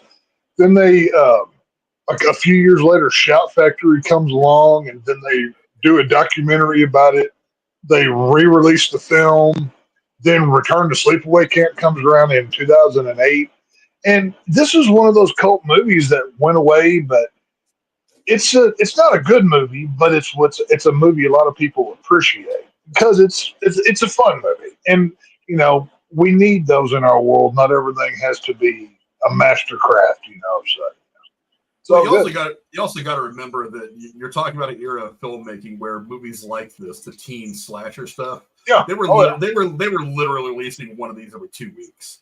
So I mean, from the mid '70s up to about the time that the original Texas Chainsaw Massacre comes out, all the way up through the '80s, up until about probably about 1990 or so. It seemed like every 50 minutes there was just another horror movie coming out. Some of it was kind of the same thing, but a lot of those movies were good, but they were just lost in the mire of so many other horror movies that it does take time for some of these movies to find their way out into the public for people to look at it and be like, oh yeah, this movie actually was good. But it was just drowned in the sea of other movies at the time. The most shocking part about the making of this film, that it took them 6 weeks to shoot this movie. Like that kind of blew my mind because this is not like an effects heavy film. Besides a few of the kills, you think they could have banked. I mean, hell, they made Halloween 2018 in like 30 days, and that was way more advanced than this one was. Now I know technology has came along, but still, like 6 weeks to do this film, to me that really shows the inexperience of the director, not knowing how to do things quickly. Whatever. Well, you also got to think. You're talking about like the Halloween movies, the recent ones anyway, the recent trilogy. They came out. They were made in a time where the filmmaking process is much more streamlined. Back in 1980, whatever, they probably filmed this in 80. They probably filmed this in early 83, maybe late 82. But I mean, the filmmaking process was so much different back then. I mean, you're still talking about 35 minutes film 40 years ago as opposed to the digital stuff they've been doing for most of the last 20 years. I know. I'm just using that as more of an example, but to take 6 weeks to shoot a camp killer movie, like that to me is like that was the most shocking part about all of this is how long it took. Whatever. TSS in the chat. What's up, brother? Coming in kind of late, but hey, What's you're up, TSS? Here for some of the good trivia. We're bringing you some good stuff here. Hell yeah. Let's see. Next piece of trivia I've got is that this is actually Mike Kellin's final film. He was actually very sick during filming. Yeah. Did his best to He had get cancer. He died of lung cancer in August of 1983, 3 months before this film's release. Damn. Yeah, That sucks. I've seen him in like other random I watch a lot of like Chips, MASH, all the stuff in the 70s and 80s TV shows. Those are kind of my comfort things when I just want something to watch while I'm eating dinner or whatever. And I've seen him in like random episodes of stuff like those. Barney Miller, I think he was in an episode of that shit from like the late 70s.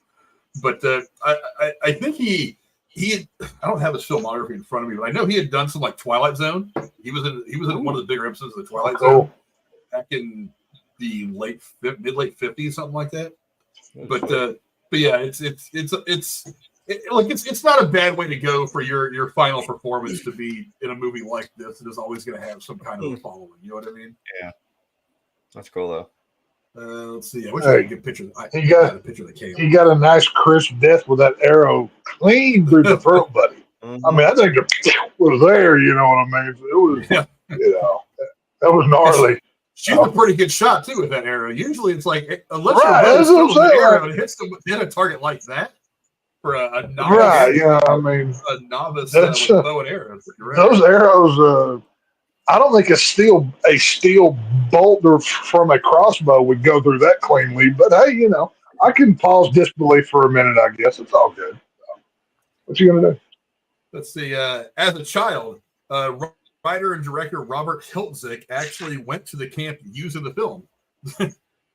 Yeah. Well, that makes sense. I buy that.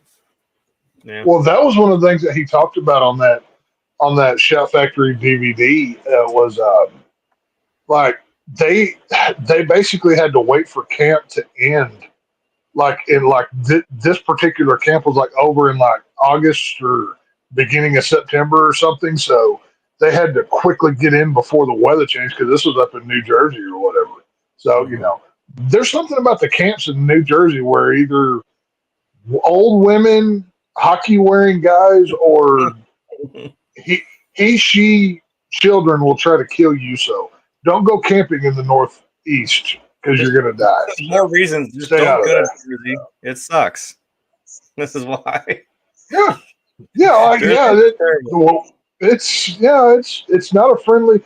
Crazy Ralph was right. Don't go in them woods. There's nothing good in there. You're all going to die. Crazy Ralph. Yeah, Crazy Ralph knew what he was talking about. So. The real hero of this movie. Yeah. If he just wasn't a peeper, man, he could have been the good guy. But he had to go be a peeper. Let's see. Felissa Rose was only 13 at the time filming this movie, which is unusual for a feature film. Studios usually cast actors 18 and over who look younger because of restrictions on using actors under 18 for extended hour shoots. Also, at 13, she was too young to see her own movie in theaters and admitted over the years that she actually snuck in to see it when it was in theaters. See, again, I love her. Well, she's like a fun person. Really. Oh, Felissa Rose is great. She's one of my favorite horror people. But the reason why they casted her was because, you can't cast a girl that may be a little bit older that's more developed with, breasts and everything else if you want it to be a boy. So, True. They went with her because she physically was different from the others. So, makes sense. Well, she had said that I had read something. I didn't put it in my notes, but I had read something that she had said that they had actually made her wear like a chest piece that had kind of pressed her boobs down. Yeah. Because at 13, things are starting to happen. She's like, but I was only 13 and I was just starting to develop, so there wasn't much to press down. I was like, Well, Angela goes from 80 pounds at the lake to at the end of the film, like you said, looks like a 120-pound werewolf with body hair and Casey between her legs. So there you go. Pretty much. It's all good. Let's see. Man, those updated like 4K versions of this movie are wild, man. And by the way, if you look at that picture too long, that will be nightmare fuel for you, and you will not sleep tonight. You'll be thinking about Casey all night. So There you go. Was it Randy in a wig or is it Casey in a wig? We'll never know. These movies weren't meant to be seen like that. You got to watch the movie to find out. Let's see. Director Robert Hiltzik dedicated the movie to his mother, who passed away shortly before production began. The financial inheritance that he received from her death actually provided the bulk of the movie's funding. Wow. Wow. You know what? Money well spent. He made it back. I think my it was a mom good would be investment. I think my mom would be happy with that. I think she'd be like, you know what? If you took that money and made something, put something on celluloid that you're proud of, go for it. Good on you. I think my mom would be happy to know that. My mother would be proud that I took money and I made money with it. She wouldn't want to know how I did it because my mother hates horror. She absolutely vilely discusses it. So she would be like, "Oh, you did good. You worked hard. Good job. Just don't tell me what you did." And la la la la la. She walked away. So probably what she would do. Well, you could have blown it on 100 gallons of baby oil like Diddy did. So. Oh, hey, I could have had a freak out party and taped everybody, but I didn't do that, so it's fine. God damn it. Hey, I'm not famous yet. I'm nowhere near famous enough to get invited to the Diddy party yet, so maybe I'll get there one day. But I don't think that's the party you want to be invited to right at this point. That's a different venue, my guy. I don't. Yeah. I don't reckon I'm going to be hanging out with I don't think they use Diddy and Ashton Kutcher having freak out parties. I don't reckon that's good for me, so I'm good. Yeah. Let's see. We talked a little bit about the death of Judy. A shot of dead Judy was actually cut by the Motion Picture Association of America for being much too grisly. Well, yeah, if you had a curling iron sticking out of your hoo-ha, I mean... Yeah, but, okay, here's the problem, though. Yeah. They did it perfectly in this film. Obviously, they're not going to physically show you inserting the curling iron uppercutter. You're not going to see that. So, it's better to show like you referred to earlier, the Nosferatu shot of the hand on the wall back there, and let your imagination fill in the blanks, because anything that they show you is, unless it was made by Rob Zombie or Eli Roth or Damien Leone today. Now, if Damien Leone remade this movie, which I'd be okay with, you're definitely going to see that curling iron go up there, because look what he did with a handsaw. But who knows? I'm scrolling through YouTube real quick. I'm hoping to find the scene. I'm not coming across it right now. While you're doing that, the other thing I will bring up, little Miss Judy here, the bitch of all bitches in this movie. Go look at her at the beginning of the film when she shows up to camp with, look at Judy, and they do this. She is definitely. I'm not saying she was padding, but go look at that bikini scene later on in the film. There is a substantial difference of her equipment going on there. So there was definitely some fudging going on. You know what I'm saying? So. Just like it was a wild summer for sure, right? Just look at the cop. Right? Hey, man, that shot. Oh, the mustache. Oh my God, yeah. Mustache right off the guy's face. That's just wild. You could have at least got a little better. Why did they do a close-up shot on his face when he had the fake mustache on? That makes no sense. That they gave him like a Groucho Marx painted-on mustache. It looks horrible. It could have at least been like the same color as his hair. It's just so goddamn obvious. Oh, the cop? Right. Yeah, the cop. Yeah, the cop mustache. Yeah, the fake mustache. I had read something in here that he had shaved the mustache because he was doing another smaller independent thing, and they wanted him to come back and shoot that scene, and he couldn't grow it back in time, so they put on the fake mustache. I know why. I'm just like, hey, right, but Jesus, keep him in the dark. Keep him, like pull the hat down lower so it's darker on the face. You know what I'm saying? Do something. I don't know. They could have got around it. Let's see. Let's go back to my favorite kill. For Artie's severe burn sequence, the actor was propped up on a fake floor, and underneath, liquid gelatin was pumped through the blisters, giving the impression that they were pulsating. Yeah. Oh, cool. Yeah, because I remember if you look on if you're looking at it on the left side of his face, how that one started to pulsate a little bit, and I was kind of wondering to myself, not that I've ever been burned to this level. I have seen some things on the interwebs. I don't think that blisters pulsate like that when you burn. I don't know. I don't really know how fast those things. I think he was still kind of boiling, and it was still being irritated, and it might have bubbled up enough to like almost like pop, because like the blisters will start popping, you get crap underneath there, and with a severe enough burn. But I don't know if they just pulsate like normally. But I thought maybe it's because he was still being kind of boiled. Water was still kind of getting to him. I've had burns that blister and pop, but yeah, the pulsating is very. I'll call that the Tom Savini effect of, well, let's make this ooey gooey and nasty kind of thing. Like, I don't think they do that. It would have been kind of fun. It looks cool. One kind of burst and just like kind of oozed out his face. Yeah. Oh, that would have been cool. Right. So Christopher Collet, who played the love interest Paul, he actually had a latex version of his head created for the final scene. He wanted to take it home after shooting and wrap, only to find out that somebody else in the set had taken it. Oh, bastard! Oh yeah, I would have had to. I would have had to have took it as well.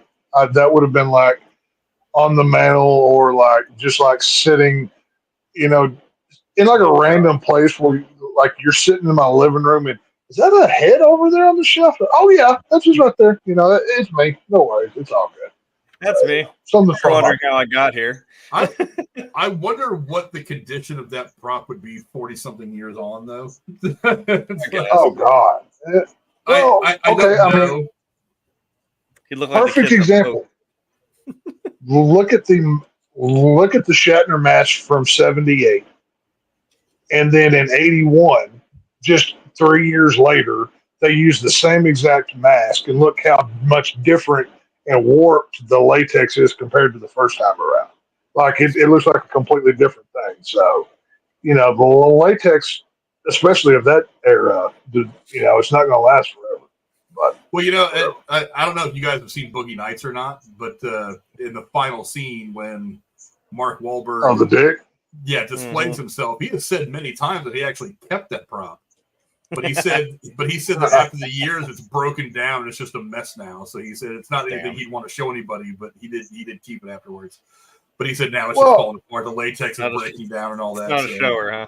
Yeah, not a shower. A couple of years ago, one of the masks, I think it wasn't the Kellin mask. I think it was the Pretty Lady mask from the original Chainsaw, sold at auction.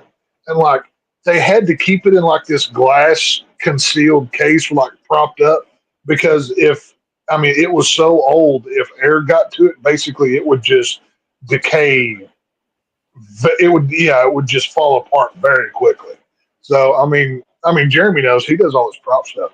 This stuff is not meant to last very long, and it's not very tough material either. So you have to be very gingerly careful. Yeah. I would wonder if there's any way to save something like that. Because you know what they did with Stalin in Russia? They're working on all kinds of scientific ways to keep his body from breaking down. And even though I've heard that there's really only about 10% of his body even left, that guy's been dead for almost 100 years now, and he still looks like he just died yesterday. So, whatever. There's got to be some scientific way to make it happen. But let's see. For the hive death scene, a dummy was made of Billy, and a sugar mixture was applied to the face to draw the bees to it. Nice.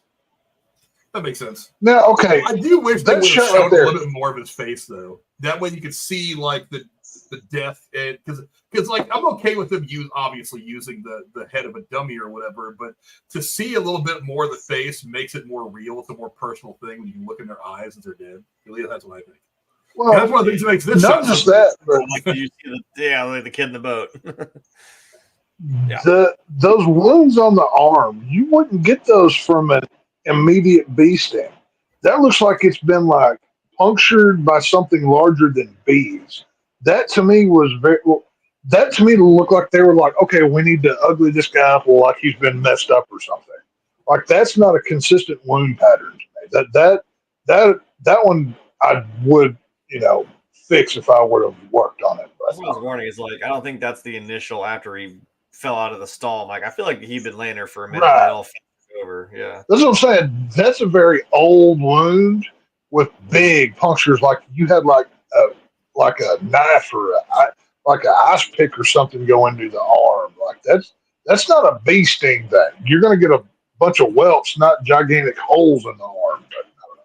That's weird. Yeah, I don't know. All I know is it looked cool. I just wish I could have seen a little bit more of his face, like maybe leave one of his eyes open, so that way you can kind of get this effect. Because when this guy's staring right at you into the camera, and the snake comes out, he's dead. I would love to have been able to look at this and like right there, see like one eye staring back at me. It makes it a bit more human instead of just like seeing the dummy. But anyway, great effect, a lot of fun. I like the kill, but that's how I would have shot it to make it a bit more personal. But here comes Jeremy's favorite part. I've got 2 things left. Oh, I've done this to you guys in a while.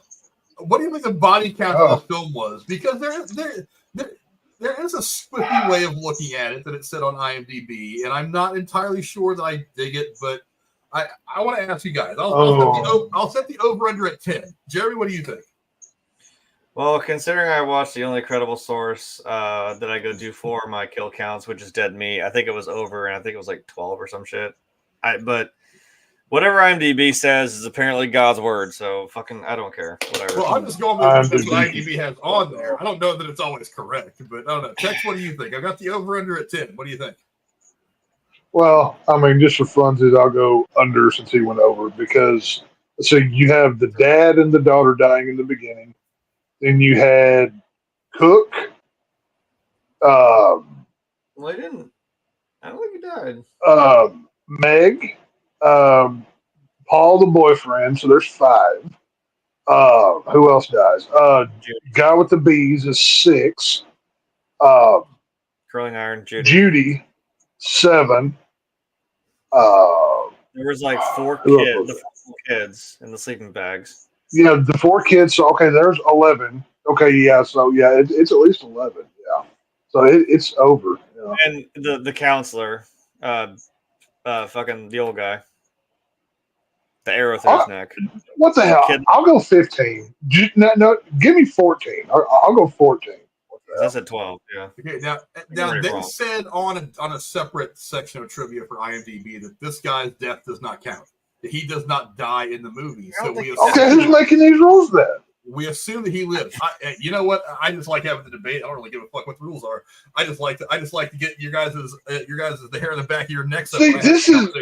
But we need to get to be a big enough YouTube channel where we can get verified on IMDb and call this crap out on their stupid website over there because they're getting fast and loose with these rules over here. Not good. Sleepaway Camp 3. Yeah, because I was just eyeballing I didn't watch it, but I was just eyeballing the kill count video on YouTube. Well, okay, if he doesn't count, then maybe James didn't count him either. So I was like, I don't think he died. Okay. Well, according to IMDb, the official body count is 13. Okay, so we were out in the middle then. I mean, we split the difference. Yeah. I was actually thinking I should have set the over-under a little bit higher to challenge you guys. I thought maybe 10 was a little low. Well, I would have shot all around it. So. If I would have considered him, then yeah, that would have been like 13. But no. Well, see, that's where I messed up. I counted burn victim guy as a death because I mean, realistically, would you want to live after that? I mean, hell no. But no. Whatever. You wouldn't want to, but he does technically not die in the movie. It does not say that he survives, but he technically did not die in the movie. Right. But again, IMDb, their body counts can be IMDb strikes again. Let's just say debatable at times. Which is why I like to bring them up every now and again because I think it's a lot of fun. But one more piece of trivia, and for that we will go back to this. And what's really funny is I keep saying that one of these days I'm going to come up with a piece of trivia that Tex doesn't know about horror. And I think today might finally be the time we have. Now, again, I have not double or triple confirmed this. This could all be a lie. This is coming from IMDb. So take it with a grain of salt the size of Mount Everest. However, I do want to sit here for just a moment and I would just revel. Is this how you feel all the time, Tex, knowing everything about horror? Is this how you feel all the time? I just want to sit in this for a second. Is this you putting salt in a wound here, friend? Is this what you're doing? Okay, that'd be fair. How do you know I don't know this? Maybe test me to see if I know this before you go celebrating their DeAngelo. We're gonna find out. I just want to exist in this moment right now because I don't have too many of these. So don't take this from me. But the climactic scene was accomplished, and you've already kind of mentioned it, Tex, using a nude man wearing a mask cast from Felissa Rose's face. The thin man who stood in for Angela, was a college student who needed to get drunk before he was able to do the scene. Though originally uncredited, it has been since revealed that the identity of Angela's body double was named Archie Liberace, and this is his only screen credit. All right, come on now. Archie Liberace. No way. I'm fake news. I'm calling fake news on that name. Screen credit. I don't know that it's entirely true. Let me do like a quick. I'm gonna see if I can do a quick search. I have seen multiple interviews of Felissa Rose, the director of this film, where they flat out say they don't even know who this guy is. I'm throwing a challenge flag on this one. If we're going by NFL rules, I'm not. Don't go celebrating this touchdown just yet. There, I'm trying to do some diligence on this because I want to make sure that I'm right. Because I don't want to give credit. I have never heard. I've listened to Eli Roth, Joe Bob Briggs, Felissa, everybody talk about this movie. I have the people on the inside who would know. Nobody has ever said they knew this guy's name. Every story I've ever heard was they found this guy at a mini mart or wherever. Said, hey, you want to make $200? And then they brought him out. He was crying and had to get drunk to do the thing. So I don't know. Well, let's go to a better source than IMDb. Let's go to Reddit. What happened to Archie Liberace and r/? You know what? I intentionally skipped over the Reddit one that I found because I'm going to their fuck IMDb. Nope. Let's see. I don't know. It's not a very big thread on Reddit, so damn it. Nothing really upset. Wasn't a very big dick either. He was obviously, had some shortcomings going on over there. I think Casey's bigger than the thing, which I guess kind of helps. Yeah, Frank was very generous with the blocking of his tackle, if you will. He was very, he was very generous. Well, I had to make sure the Casey silhouette was visible because I knew we were going to get a good laugh at it. Unless he's going with the thing from Seinfeld. It was cold. I was in the pool. Unless he was going with that thing. Camp Arawak, more like Camp Arawang. Am I right? Right, I'm telling you what. All right. He's going to air. He needed to Arawak a little bit and make that thing look a little more presentable. But he was. Whatever. It was airing his wang out, so. He could have. Okay, serious question though. If you're doing that scene, wouldn't you chub up a little bit? Do some push-ups, maybe look a little present better. Where you're not looking like cold. You just. Really that's what I'm saying. It had to be cold, so just so he probably wasn't performing at his best. That's what I'm saying. I don't know. This is what I'm saying. I don't know if the MPAA would have passed that scene in the end if he'd had like a full hard on. Like showing the dick is one thing. No, I'm not saying. I'm not saying you walk up there like you're Ron Jeremy. They might be like, hold your fire. Maybe like just get like a half chub going. Just work it up a little bit. Wake him up. Slap him around a little bit. Do what you need to do. But I don't know. I before that in the lake. I don't know. I'm not even sure this Reddit load, so that makes me not. I will say one thing before we end this review. This is like the 180s movie that doesn't have there was no female nudity whatsoever. All of the good-looking women counselors, you got nothing from them. But you got gratuitous man ass in those shorts that they probably had to be surgically removed from.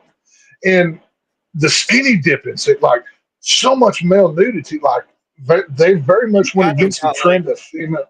A little bit of side boob with Meg, but it's like, she fell on the shower curtain. So, I guess you can count the blonde girl that. Well, number one, the moral of this whole story is don't let women drive because if that chick hadn't ran the family over, none of this would have happened. But that's beside the point. True. But she shows a little bit in the bikini, but other than that, you see nothing from women in this movie. So. Odd for an 80s movie to do. I don't know why the girl didn't just let go of the pole when she was water skiing. I'm like, you can let go, right? You don't have to. Yeah. You're wearing a life jacket, just fall down. Just let You know, go. you're gonna float. Yeah. Yeah, not that hard. I was hoping they would mention his name in the Screen Rant article because Screen Rant's not a bad source. But I'm trying to. There's a lot of holes getting your celebratory boat that you just got over there. Hey, I'm just saying, it's out there. It's out there in more than one place. So I mean, hey, there's not always fire where there's smoke. Somewhere. I understand, but I'm just saying. This many people to be talking about it. Like, if Mr. Liberace was actually his name, I think others would have said it. Like, out of all the people, I mean, I don't know. When I search it, I just Googled Archie Liberace and it says movie Sleepaway Camp, and then it says Sleepaway Camp 4. I'm like, why are there two movies? If you're like, oh, it's the only one he did, I'm like, why is he? Well, because Sleepaway Camp 4 takes clips of the original film and redoes it. That's why so many of the original actors get credited because they repurpose the footage for that. I haven't seen 4. Okay, never mind. Yeah. I was just like, why is he credited? You're not missing anything by not watching Return to Sleepaway Camp. I'm one of the weirdos who's seen it like 2 or 3 times just because, I'm a weirdo. If I can find it, I'll give it a watch. I mean, if it's supposed to be a better sequel to this movie, I'll give it a try. I don't know that we'll review I know the first 3 are on Tubi. I'm not sure about 4, but it may be on there. I would look. Yeah, it was 1, 2, and 3, and then they had Return to Sleepaway Camp. I don't know. I didn't see 4, so they have those 4 on. Well, I did it on Amazon, but they're still there. If it's on Prime, I might try to watch it. I think it'd be fun. Yeah, if you have Prime, I will say this: just because y'all now have seen this recently, I would say watch 2. If not for anything, there's this hilarious scene where they pay homage to Freddy, Jason, Leatherface, and Michael all in one shot. It's actually a pretty funny kill. So if watch it for just that one scene, if not. I did notice the poster from that movie has like the hockey mask and Freddy. You see the Freddy glove. I was like, that's weird. There's one scene in Sleepaway Camp 2 where Angela she's dressed as Michael imitating Leatherface. It's actually pretty cool. It's not a great kill, but as far as 80s kill go, it's serviceable. So it works. Well, I'm going to continue to work even though I haven't found anything. See, Frank's going to work real hard to stump my horror aficionado-ness, which I just made that word up, by the way. I now own it. Aficionado-ness. That's a mouthful. Either way, keep trying, Frank. Maybe you'll get me one day, but I get away. I survived. I feel like I deserve at least half a victory right now because it can't be confirmed or denied. So I feel we'll call it a tie, but I'm still going to try to find something about it.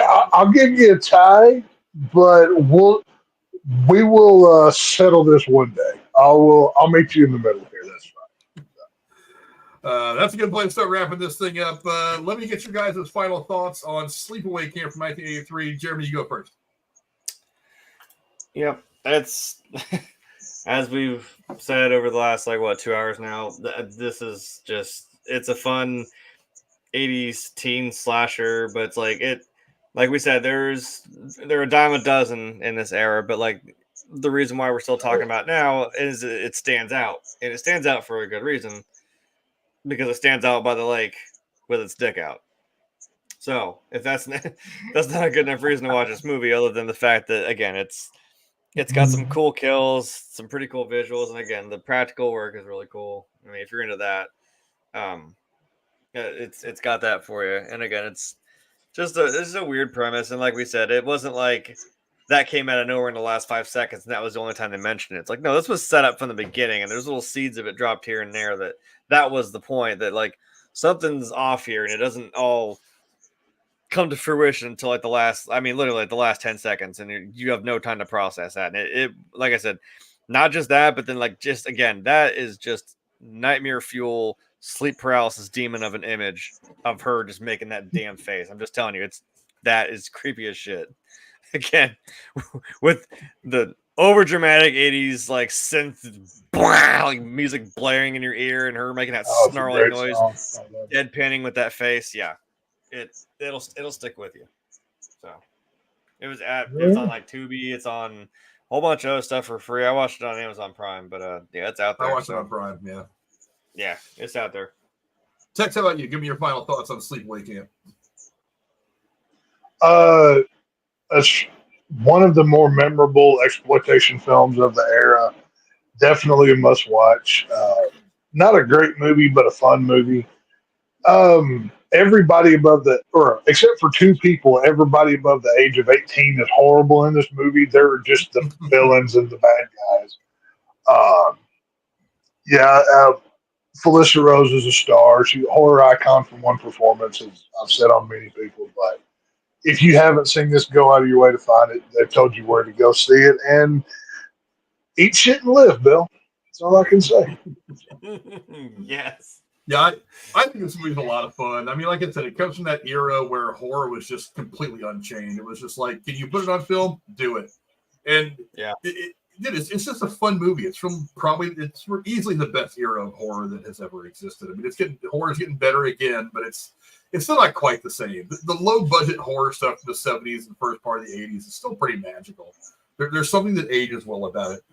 Even the effects in this, by today's standards, were pretty good. I mean, they're obviously dated, but they're still good effects. Twist ending made the movie funner. The movie was good all the way up to that point, and then that ending, it twists you up just enough to where it completely changes the way you are experiencing the movie all in one shot, and then the credits roll, and you're still just like, wait a minute, what? And I would imagine in the theaters back in 1983 when the people were watching this in theaters, they were like, I wish I could rewind this just like 5 minutes and try to experience this again to try to make sense out of it all. But then again, maybe that's how you get people to go back for a second viewing. It's like, wait a minute, I got to watch it again to catch that. It's just a fun movie. Again, there's only really one actor that I had seen in other stuff after this that did anything at all, and even he didn't last much past the 80s. But it's one of those movies that catches lightning in the bottle. The performances are great. The movie itself was great. The writing, the dialogue, the acting was all exactly what it needed to be for this particular production, and it worked out great. And I think that's one of the reasons why this movie has achieved cult status. Again, it was kind of lost in the mire of all the slasher teenage films that were coming out in 1983, but this slowly climbed its way to the top of the mountain as one of the more memorable films from the genre. So it's a lot of fun. Go watch it. It's like Jeremy said, it's available on a couple of different platforms. You can go check it out. Thanks to my amazing co-hosts for coming to hang out with me. As always, my experts. Starting with my hetero life mate, Jeremy. Where can the folks at home find you, my friend?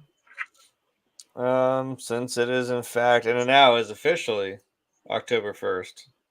As if it hasn't already started. But oh Lord, we're in high gear now. It is now October, so it starts getting real. I'm gonna say here for the next couple of weeks, I'm underground, where nobody can hear you scream, except for me, because it just brings joy to my heart, and I get paid for it. So, thanks. This is true. That's where my life's at for the rest of this month. So, that's the most wonderful time of year. Thank you. He's keeping up. He's keeping up with the Diddy trial to make sure that his name doesn't get released. He is the shape of Lone Star State, my man Tex. Where can the folks at home find you, my friend? Well, I was driving the other day and I was wearing one of my Terrifier t-shirts. And I was like, you know what? Like, I want to freshen up things, make things cool, whatever. I need like Jeremy has Grim Tuesday. He puts on everything. Like, I needed my version of that, right? I'm like, Terrifier. Texifier, and the light came on and like bing, kind of like how the Riddler, as he's naming himself in Batman Forever, it was kind of like me in that moment, and that's my tag on Twitter, X, all of the things. It's all Texifier, but the 31 for 31 is here. If you want to follow along with me, how I'm going to work this for the rest of this month, I'm going to give you what I'm watching from this show until like the Thursday, and then Thursday I'll give you until the next Tuesday. So your homework, if you want to watch along with me, is House of a Thousand Corpses today and 31 from tomorrow. We're starting this off on the Rob Zombie Road, and we're going to end it there as well because Rob Zombie's the man. So, House of a Thousand Corpses and 31. Both are on Shudder right now, and go watch it. So. And Dr. Ness wants you to not forget that Alex the Garbage Man comes on Monday nights at 8 or 9 o'clock. I forget what my time. Oh, yeah. Well, see, if you're awesome, you'll go watch Alex and the Garbage Man. If you like video games and you're kind of a nerd, you can go watch Casey Is Wrong. And, he's fine. Thurman's okay. We like to crap on him and put him over Angela's, hairy genitals because, it's funny. So, it's all good. No, until I start gaming, and then I'll just blow Casey right off the platform. But, whatever. Well, it's... My oldest son is going to be getting back into trying to stream some gaming. So as soon as he gets that started up, I'll send you guys a link to that one as well. But as for me, don't forget, you will see us all back here in 2 days on Thursday going over what I said we're going over. From dusk till dawn, we're headed to the Titty Twister. First round is on the Texifier since he's going to get some partying in before he goes down in the Diddy scandal. But we will be back here on Thursday to break down one of the funnier one of the best Robert Rodriguez movies that he's made. We get big budget without being big budget. I'm all in on three words. 3 words, my friend. Salma Hayek titties. That's all you need to know. Go watch the movie. It's tremendous. He said, "Let's go." But you will see us back here on Thursday. And I think next week, Joker comes out this weekend, and I got to tell you, it's not getting very good reviews. I've got tickets. I've got Joker tickets for Friday. I've contemplated maybe not going, even though I already have them. So I'll probably go see it. I'm going to go see it because I want to give it a fair shake. I want to go see it. I'm hoping it's good. I've heard so far that it's been divisive. It's been very split down the middle. Some people think it's not very good at all. Some people think it's almost as good as the first one, but not quite. I'm gonna give it a watch because I want to see what they do with the character. I'm already pretty much convinced that the first movie should have been where they left it, but I do want to see if they do something different enough with this to where it makes it kind of different. One more thing I will quickly promote. October 10th, it's a one-night showing. It's why I won't be here on a Thursday. But if you're interested, and this isn't everywhere, so check your local area. They're doing, for the premiere night of Terrifier 3, they're doing a double feature of 2 and 3 back to back. That's where I'll be that night. So, check your local listings, of course, but I'm hoping they give us a cool poster of the double feature thing. Like, I really want that on my wall, so I'm hoping for that. That would be awful cool. But as for me, you'll find me back here on Thursday going over what I just say, From Dusk Till Dawn, one of my favorite vampire-like movies. I think it's going to be a lot of fun. Robert Rodriguez is a great filmmaker. I love his guerrilla-style filmmaking. Make it as cheap as possible so that way it kind of maintains that independence. Quentin Tarantino, Robert Rodriguez are a hell of a team, man. Mm-hmm. Absolutely. But we will see you guys on Thursday. Thank you guys for hanging out. Really appreciate it. Until next time. What is the picture? There it is right there. Casey always says that we don't promote him much. Casey, here you go. Hey, Casey's never looked more himself in that picture. I don't care what anybody says. So, yeah. It's almost all like one to show my content. He'll be doing horror, monster, Halloween related video games all month. Go check out Casey. His link in the description below. Yeah, he's gonna be doing a Castlevania stream he sent. Yeah, it's it'll be fun. I'm gonna check it out. That person is so hairy, it might be Casey's girlfriend. I don't know. Okay. You see, if Casey was smart, he would take that picture from you, Frank, and make it his thumbnail, just to show how much balls he had. Like he would do that. It's a ballsy move. See if it works out for him. Right. See you guys later.